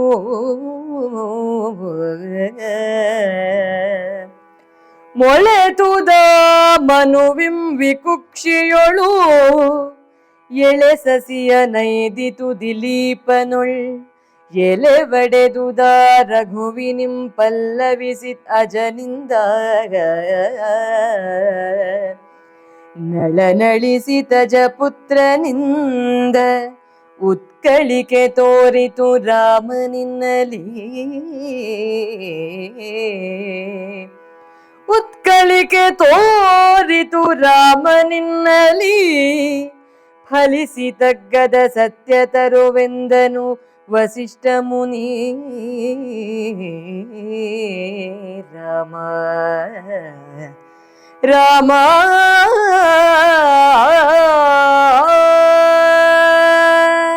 ಸೂರ್ಯವಂಶದ ಕುಲಗುರುಗಳಾದಂತಹ ವಸಿಷ್ಠರು ಹೇಳುತ್ತಾರೆ, ಸತ್ಯವೆಂಬ ವೃಕ್ಷವು ಮನವಿನಿಂದ ಮೊಳೆಯಿತು. ಮನುಷ್ಯರ ಬದುಕಿಗೆ ಸ್ಮೃತಿ ಧಾರ್ಮಿಕತೆಯನ್ನು ಎಂಬ ಒಂದು ದೊಡ್ಡ ಸಂವಿಧಾನವನ್ನು ಕೊಟ್ಟವ ಮನು ಮಹಾಶ್ರೇಷ್ಠ ಸ್ಮೃತಿಕಾರರಲ್ಲಿ.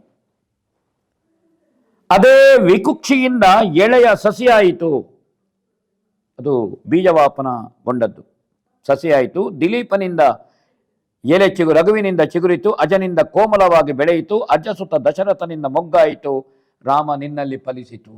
ಒಬ್ಬೊಬ್ರು ಅಜ, ದಿಲೀಪ, ಮಾಂಧಾತ, ಮನು ಇವರು ಎಲ್ಲರೂ ವಿಕುಕ್ಷಿ, ಇಕ್ಷಾಕು, ಒಬ್ಬೊಬ್ರು ಅನೇಕ ಸಂದರ್ಭಗಳಲ್ಲಿ ಇವರ ಸಾಧನೆಗಳನ್ನು ನಾನು ಸಂಚಿಕೆಗಳಲ್ಲಿ ಹೇಳುತ್ತಾ ಬಂದಿದ್ದೇನೆ. ಮುಂದೆಯೂ ಅದನ್ನು ಹೇಳೋಣ. ಹಾಗಾದ ಕಾರಣ ಇದು ರಾಮನಂತವರ ಮಾತಿನಲ್ಲಿ ಬರಬೇಕಾದ್ದು ಮುಖ್ಯ.